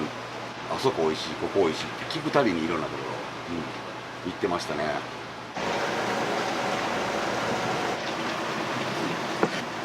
おうどんが白、ネギが緑、これが若干黄色でかまぼこの赤。具材は同じのを引き継いでます。天ぷらもね、ほんまはちゃんとしたところで習えばいいんだろうけど、もともと料理が好きやったからある程度はできてたと思うんやけどね。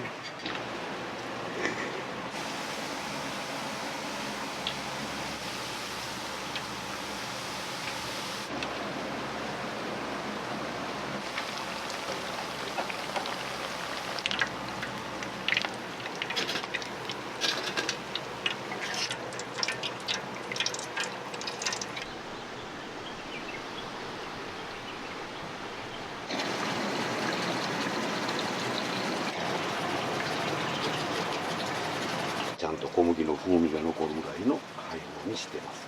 粉を2種類配合して、2対1。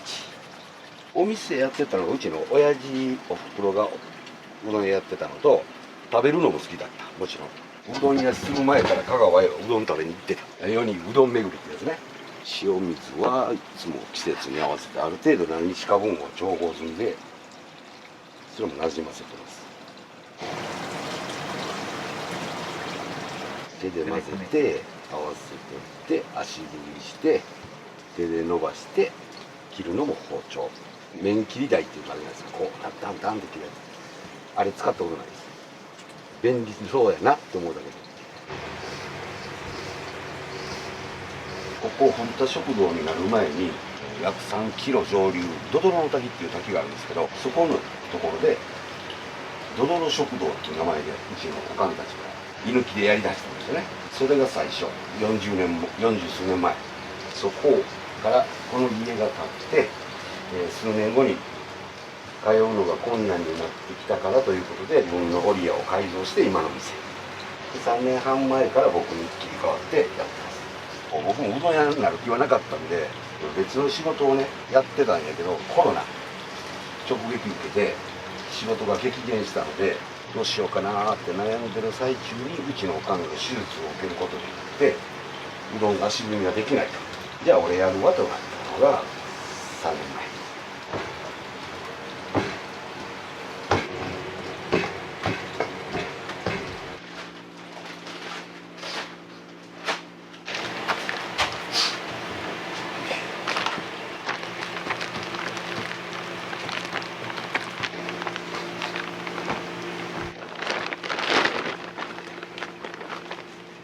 表面ボコボコで全然うどんらしくないんやけどまず1回目。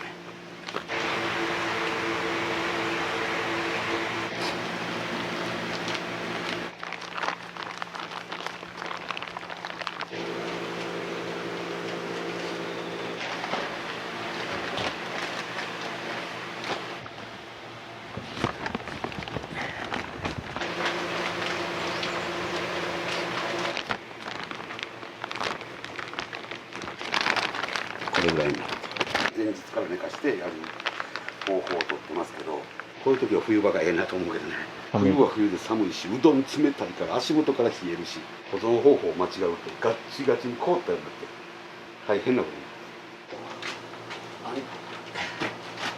つながるよ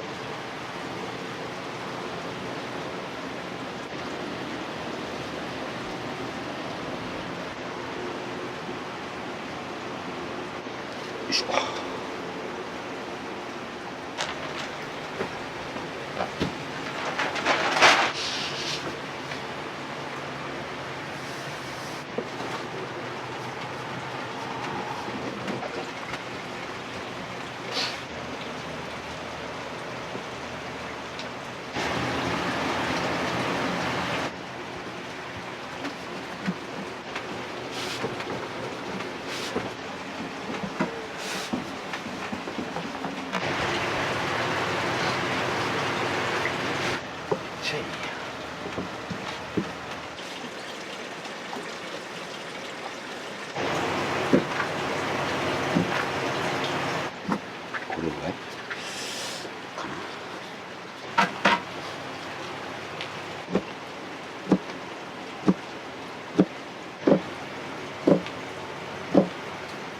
機械ほど正確な均一な太さには無理なんです分かっててもそれにしたい。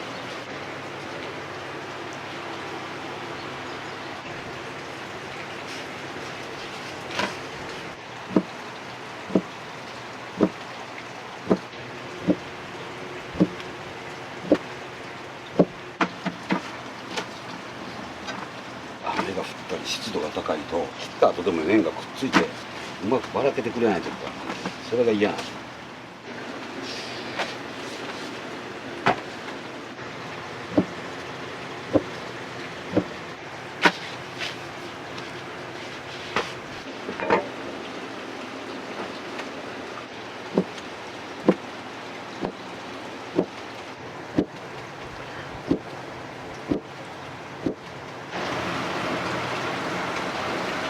違うでしょレンズ越しに見たら太さが微妙に違うところがなんかとかこれとこれは明らかに違うし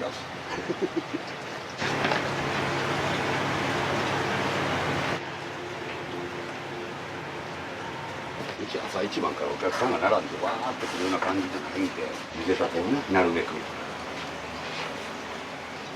小分けにしてます。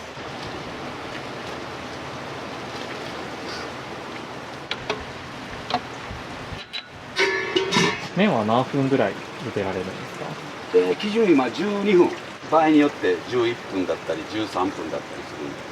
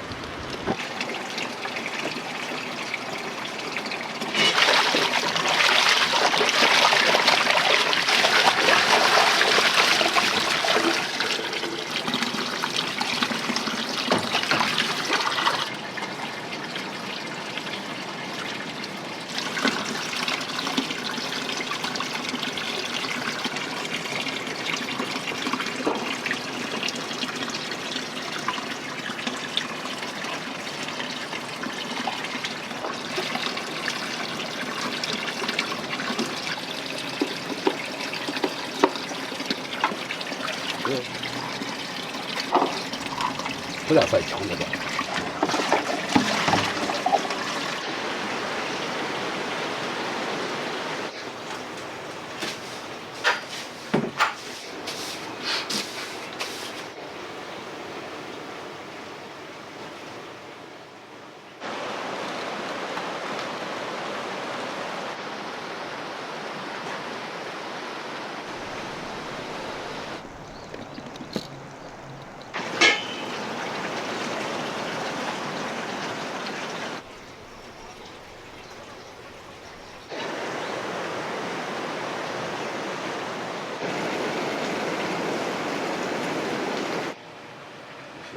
7つでも鍋焼きうどん食べる人、ここまで自転車で人鍋買いますよね。大できますよ。それまで買えら大変やけど、オペレーション大料理という肉うどんに。それ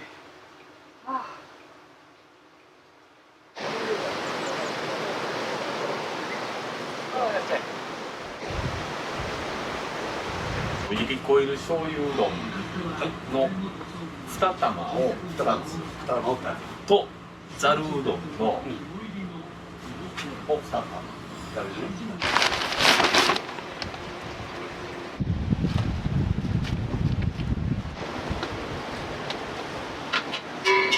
ごめん、茹でたてあげるけどちょっと時間かんま。ごめんなさいね。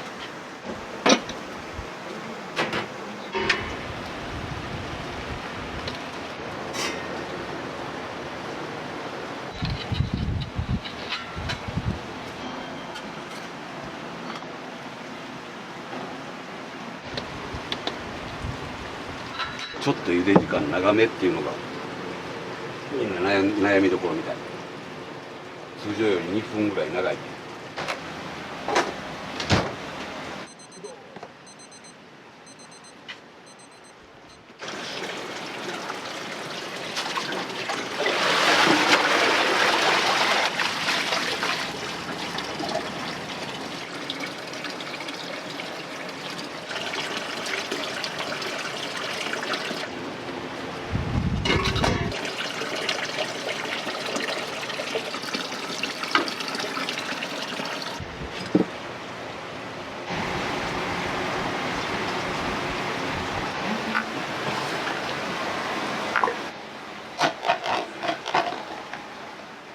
もう一度ごめんなさい。辛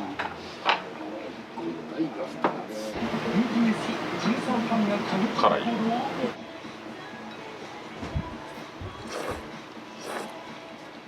お店には何度か来られたことがあるんですか3度目ですかね。はい。いりこいる醤油うどん。これですね。の冷たいやつ。これは気に入ってるんで毎回頼んでます。はい。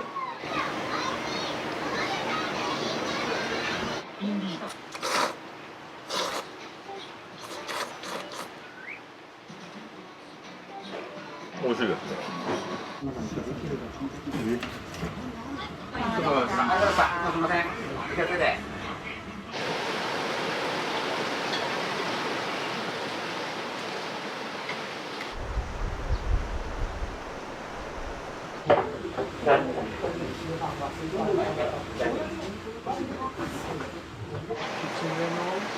きつめで 1.5。はい。私もあったかいんで。あ、ほら、きつねもあったかいので。はい。私の行ってる美容院のね方が美味しいよってきつねうどん。だしが美味しいですよね。店長さんのなんかいい感じの方で。9000円の返し。はい、すみません。ありがとうございます。美味しかったですよ。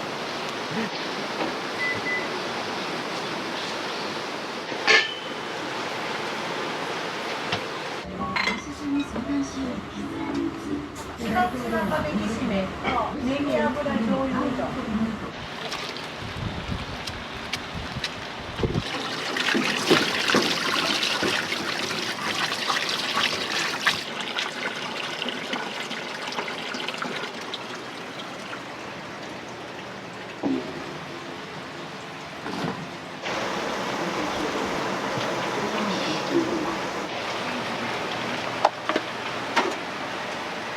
ネギやっぱ間違いなくネギ好きなんで多めにしてます。す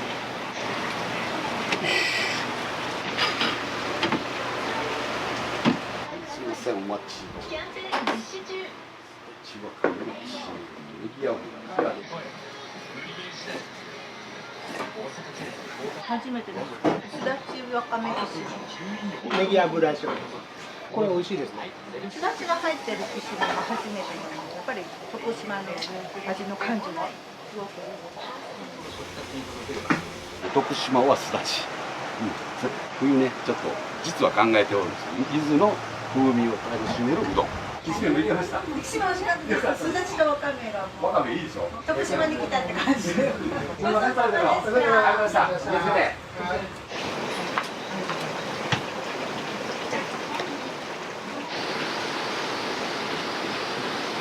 いりこオイル醤油うどん。はい。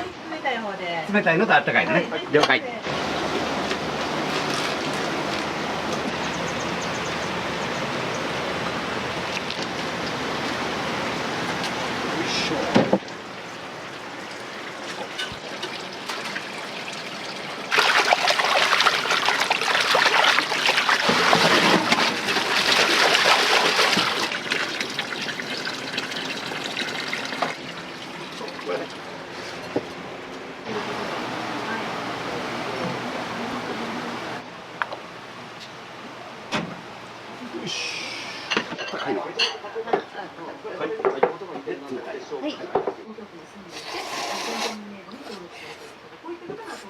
コシがあって美味しいよな。こういう感じが好きです。懐かしい感じでいいですね。山かけのあったかいの。はい。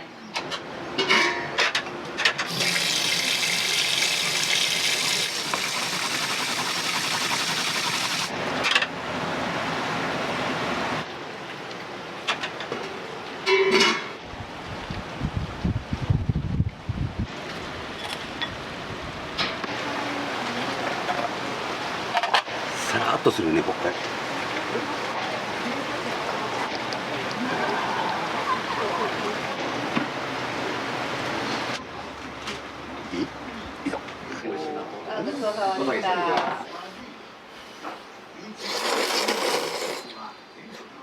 美味しいです。めちゃくちゃ。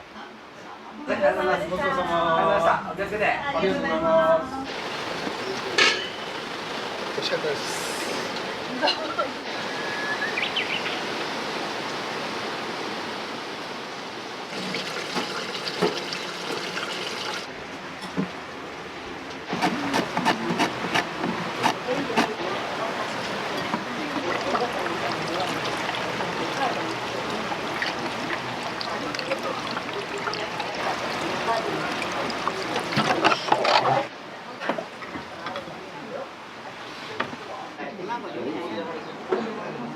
これがな、短いの。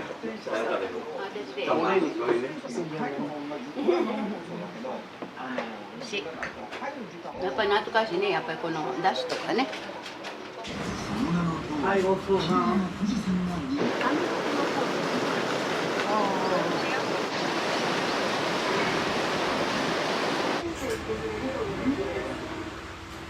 すだちわかめの、普通の一つと、大一つね。了解です。ナルトのわかめを使ってます。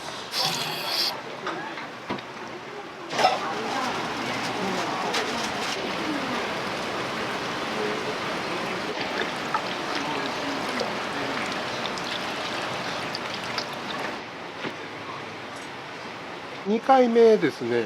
きしめんフェアもやってるいうことなんで、いただきに寄らせてもらいました。はい、夏らしくさっぱりして、お出汁もこうすだちの風味が効いてて、きしめんの食感とあって、美味しかったです。はい、月1回ぐらいですね。油系のいりこオイルとかネギオイル頼みます。大将の人柄、もう最高に大好きです。ものすごくロケーションも良くて、今後も通う予定です。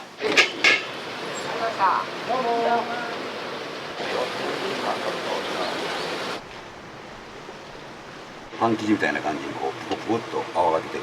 これぐらいになるとお好み焼きがふんわり仕上がってます。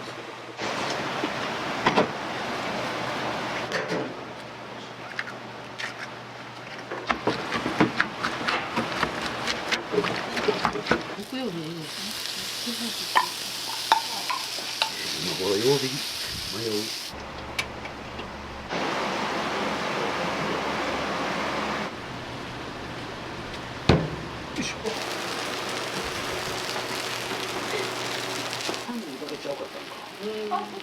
スピードにしてみたら鼻水がダラダラ出る。そうだ。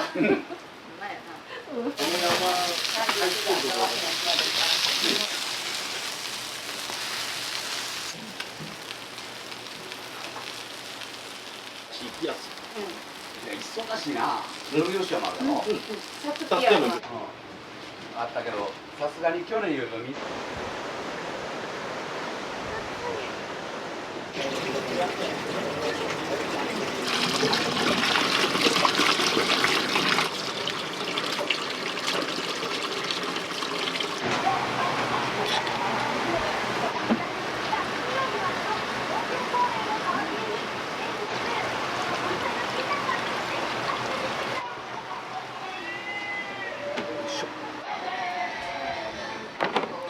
はいよ、すだち冷やかけ。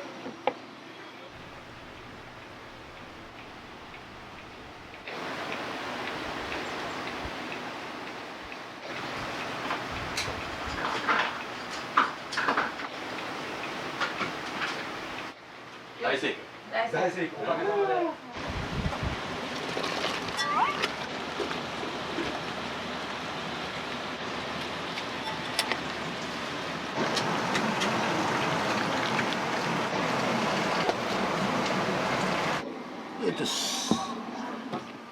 全く面白いの時最初の突然って出たんです、だからお友達が100枚の横で俺を運転しながら左寄ってきてくれた人が顔写真も載せるんです、これやったら買うか分かんないし貝とかいうのを作って、そして活用する、もう分かるんですよ、だから例えば胸でも乗らんから全体の問題で本当にいいものが集まるつける法整備を求めていました。しかし今週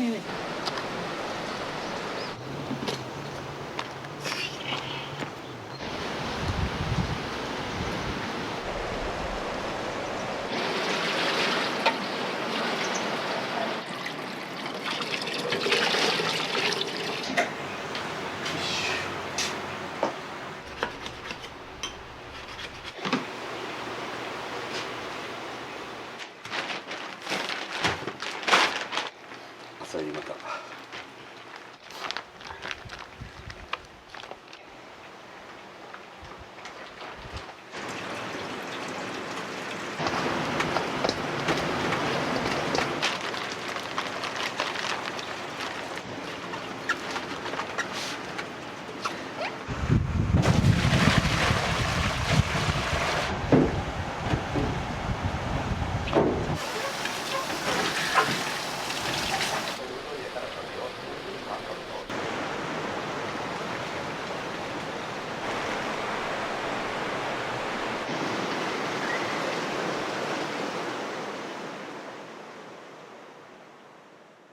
心を込めて作った料理、それがお客さんに喜んでいただける、満足してもらえる、お金払ってくださるのにありがとう言うてお礼を言うてくれるいうね、そこら辺のまあやりがい的な部分がありますね。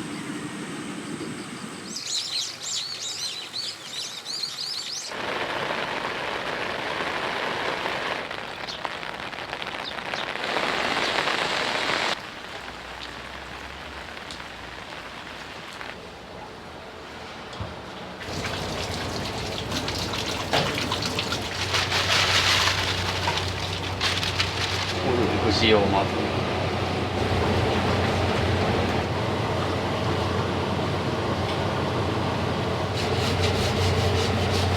今からこのだしとその海水の醤油をこの中に入れていくんで、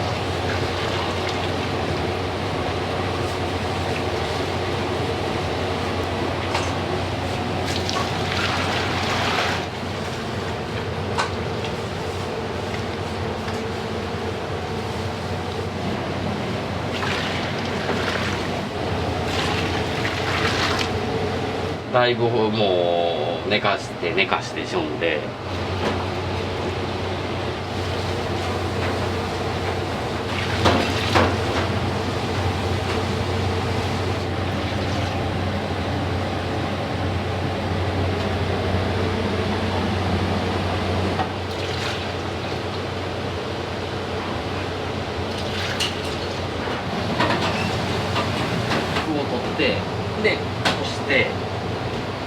冷やすアクをちょっと取っていかないかんですよね。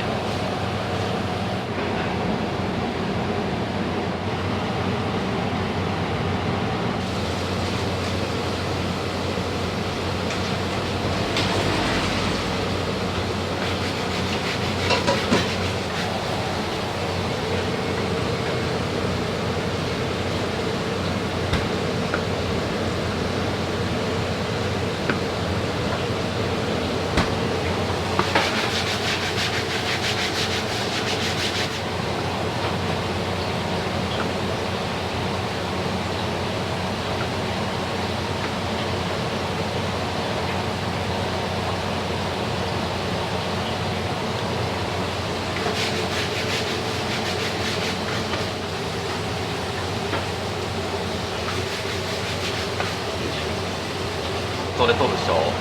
でこれを押していくんですよまた。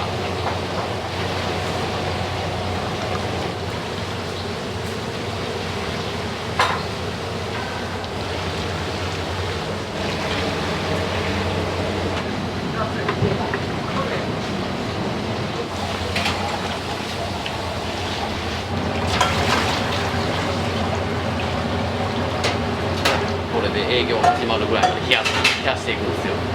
始められて何年ぐらい？ 26年。20歳の時からやけん、まあ46になったけど、はい。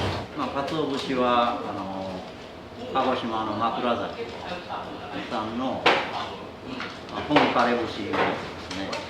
まあカンカンと音がするぐらい乾燥させて何度もカビ付けをして最後に黄金カビいうのが出てくるんです。大体3回ぐらいカビ付けするんですかね。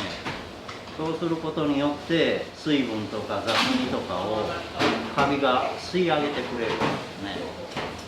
で凝縮した美味しい鰹節に仕上がる。値段ももちろん最高に高いんですけど、それがまあ最高のものと言われてます。もう雑味をカビが吸い上げてくれる利尻昆布、まあだし昆布で有名なんですけど、その中でもまあ最高じゃ言われてるかぶかさん。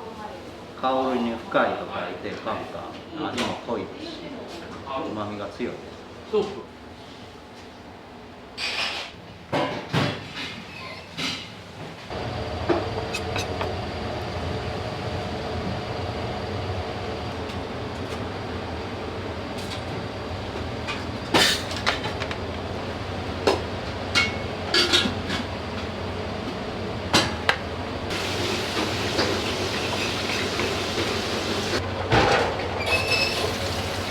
100匹ですね。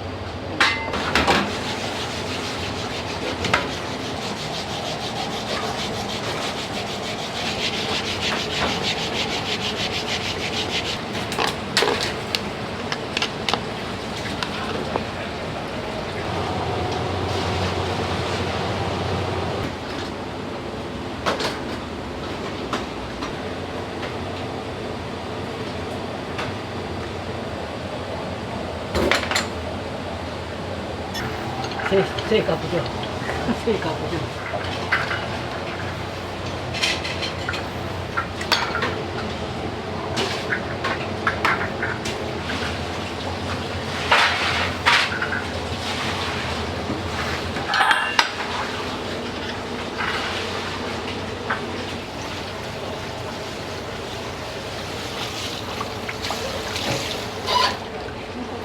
ネギ少しもう83よ。火がテキパキされてるから、元気すぎて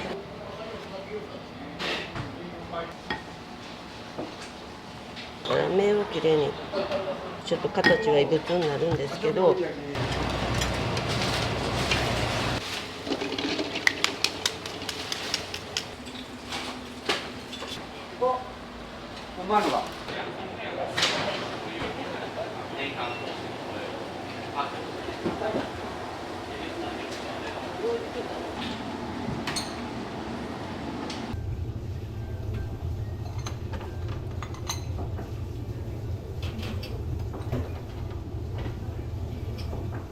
先代の僕の、父親が創業して、僕が小学校3年ぐらいの時に父親が始めて、まあ、高校卒業してその後調理師の専門学校東京のそこ出て3店舗ぐらいそば屋修行に行ったんです。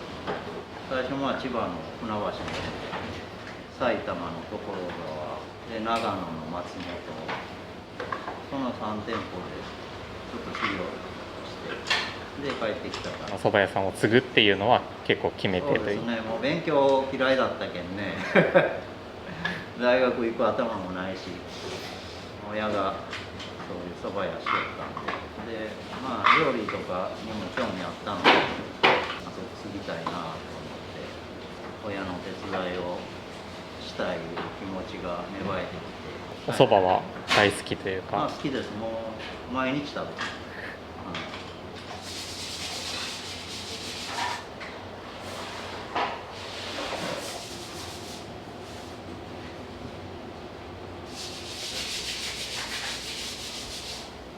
ここに来たら癒されるとかね、そういうお話を聞くし、あそこの3番の席が空いとったらもう喜んで行かれるお客さんも結構多いですね。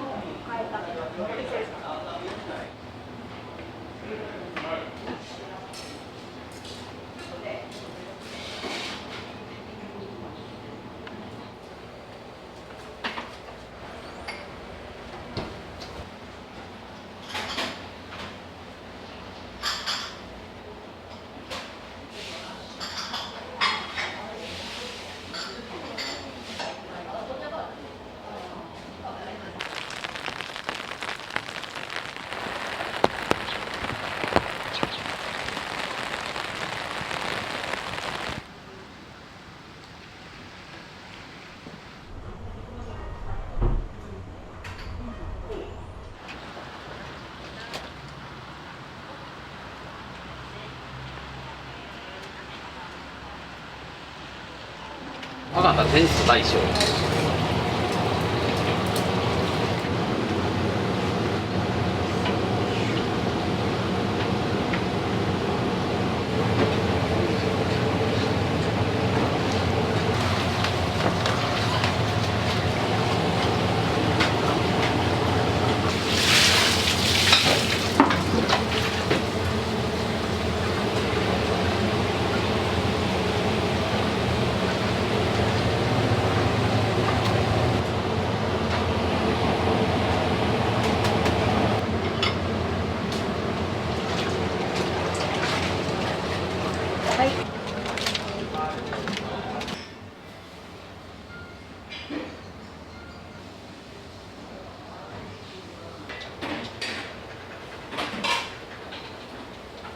曽我港がうち信州産なんですけど、八ヶ岳山麓産のだいたい標高がね1200メートルぐらいから1600メートルぐらいの時で栽培してるんです。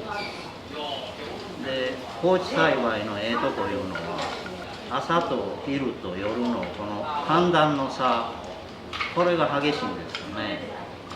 で朝と晩はぐっと気温が下がって日中はぐっと上がる、その寒暖の差によってそばの本来の甘みとか味、そういうもんが深まる言われてます。天ぷらそば普通のが一つと、はい、大が一つで。はい。はい。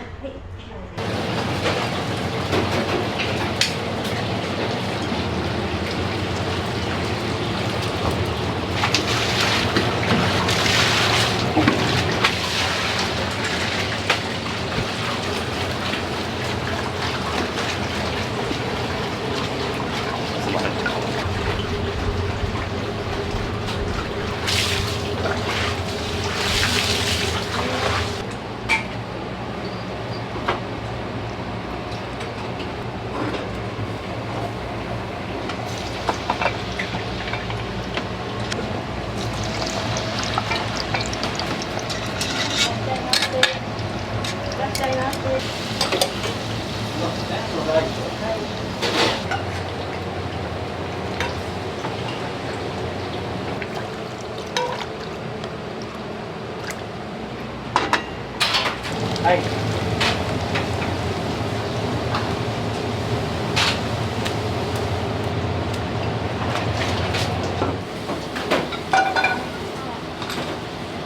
ちょっと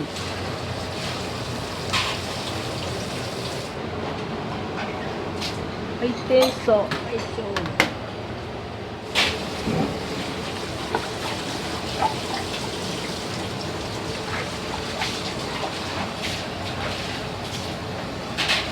はい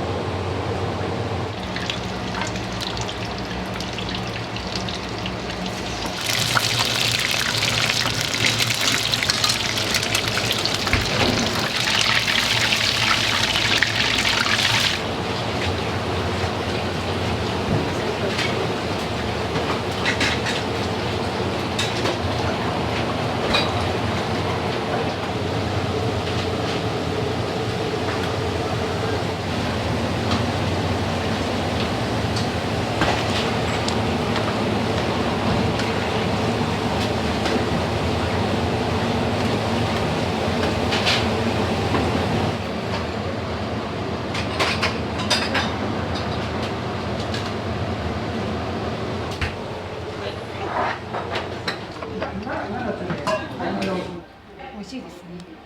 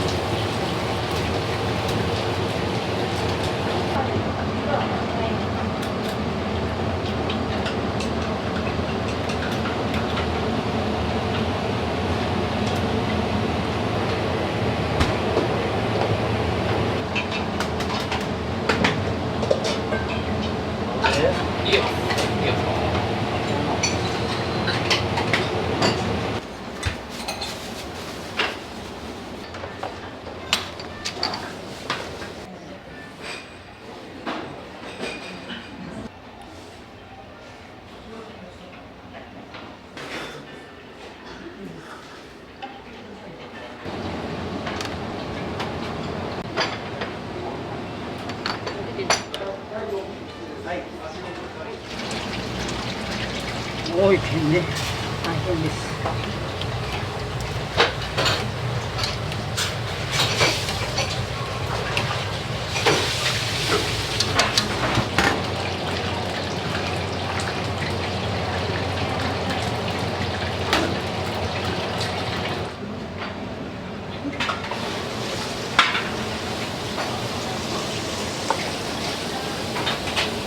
若鶏そば。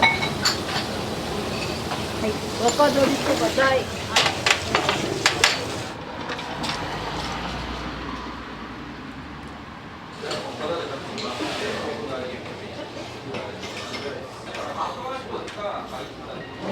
ありがとうございました。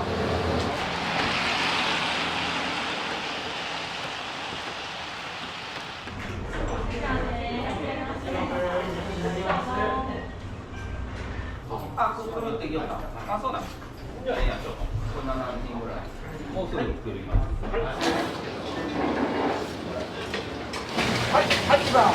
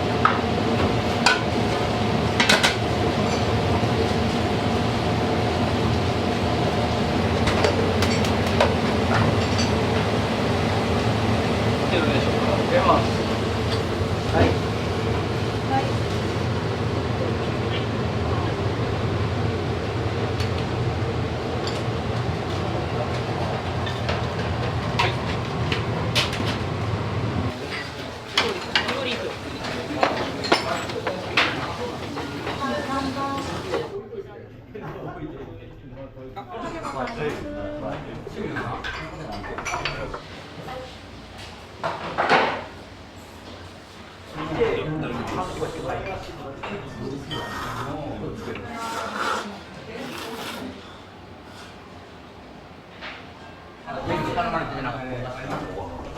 寺で勉強会がありまして、それの帰りに有名なお店だと美味しゅうございます。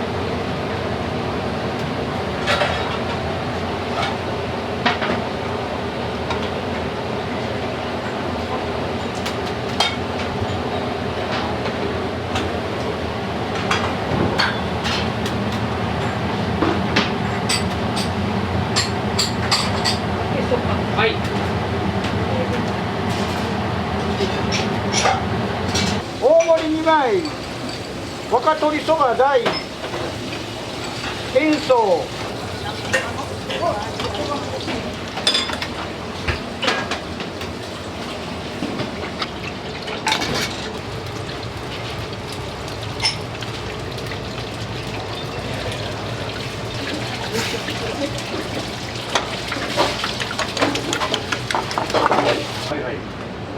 私は不安なの。かきたまませねえ。手が2本で足りん。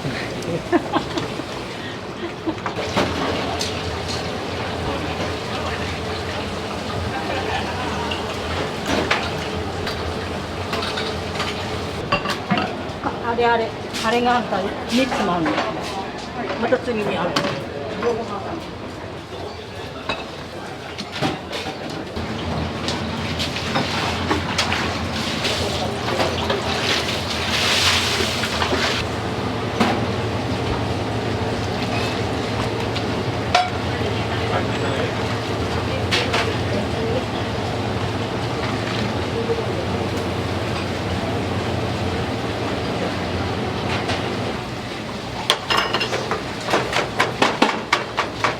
ちょっと天つゆ沸いたよ。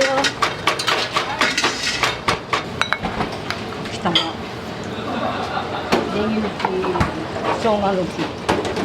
はい、かつ玉そば。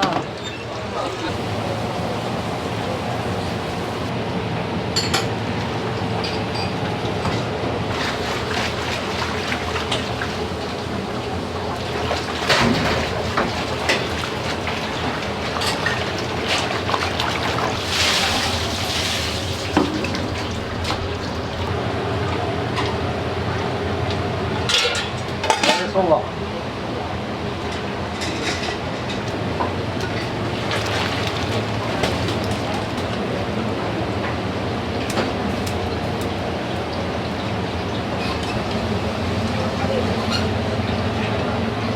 やっとりました。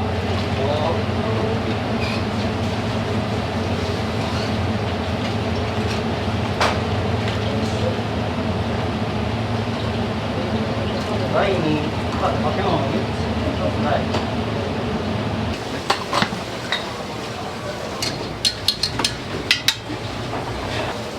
天盛りだよ。かけ物2つ。はい。はい。はい。まだカレーできてないんで、その前に。親丼10番。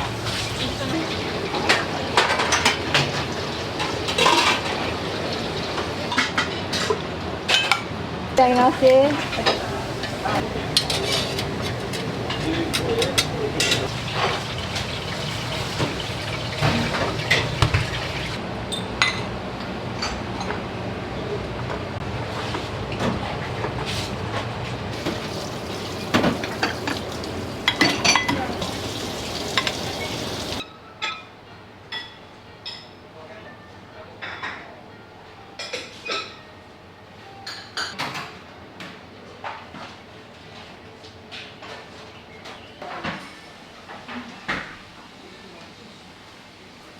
あ、クッキーをここ巻いたけんね。よいしょ。袋の中に。は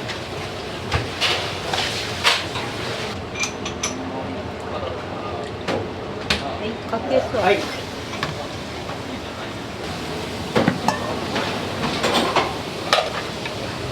はい。狭いからね。大丈夫。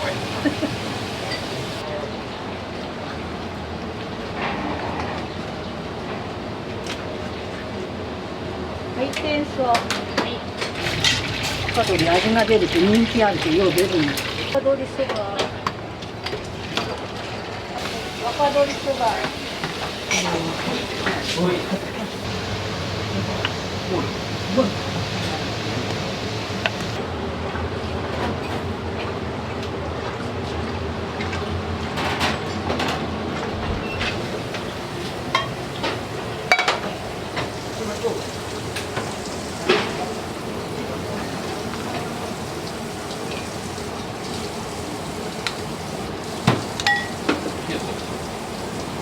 はい、お肉そば。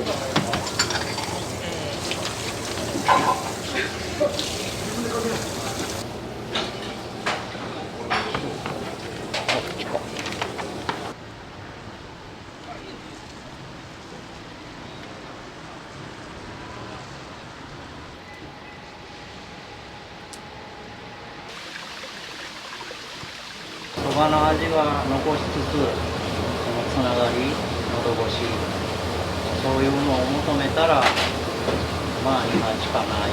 細いですね、細麺で。結構細め。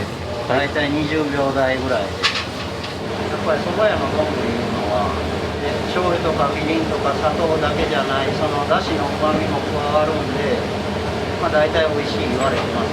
人気あります。そばに関わってもう、さあ、35年ぐらいになるんじゃないですかね。心を込めて作った料理、そばに限らずね、それがお客さんに喜んでいただける、満足してもらえる、まあそういうのがやっぱり嬉しいですね。声が聞けたりしてね、お金払ってくださるのにありがとう言うてお礼を言うてくれるいうね、そこら辺のまあやりがい的な部分がありますね。なりますもちろん。それがなかったら飲食業はやっぱりもうみんなならんのじゃないですか。ぱりそれがあるけんね、嬉しい。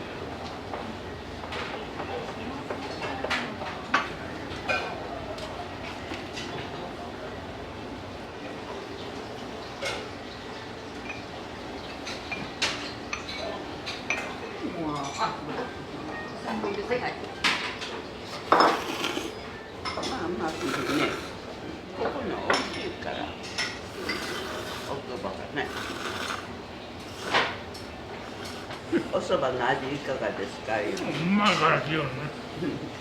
何ですか。走る走ったら。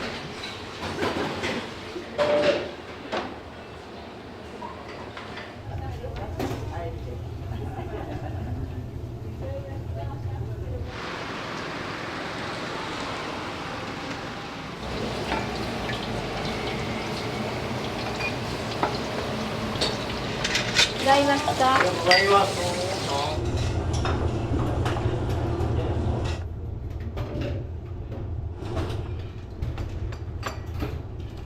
手盛りお待たせしました。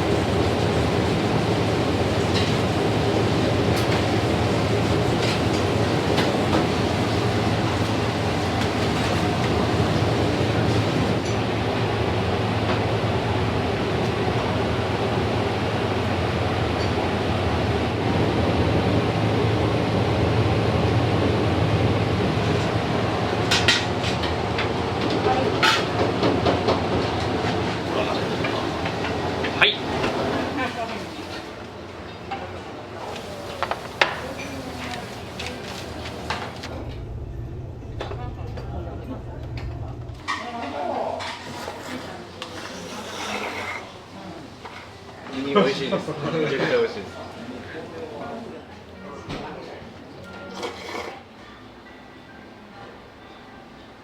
ありがとうございました。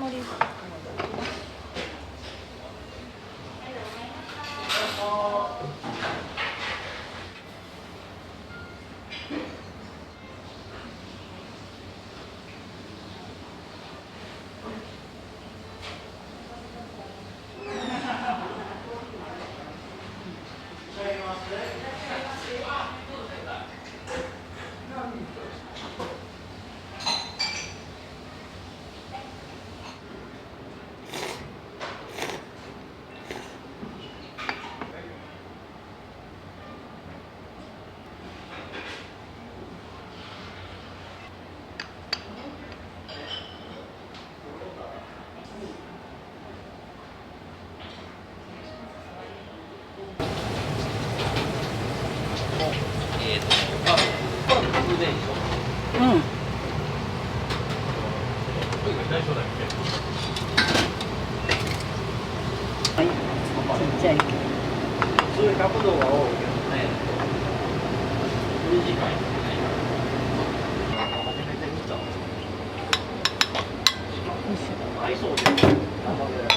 これも正解できました。はい。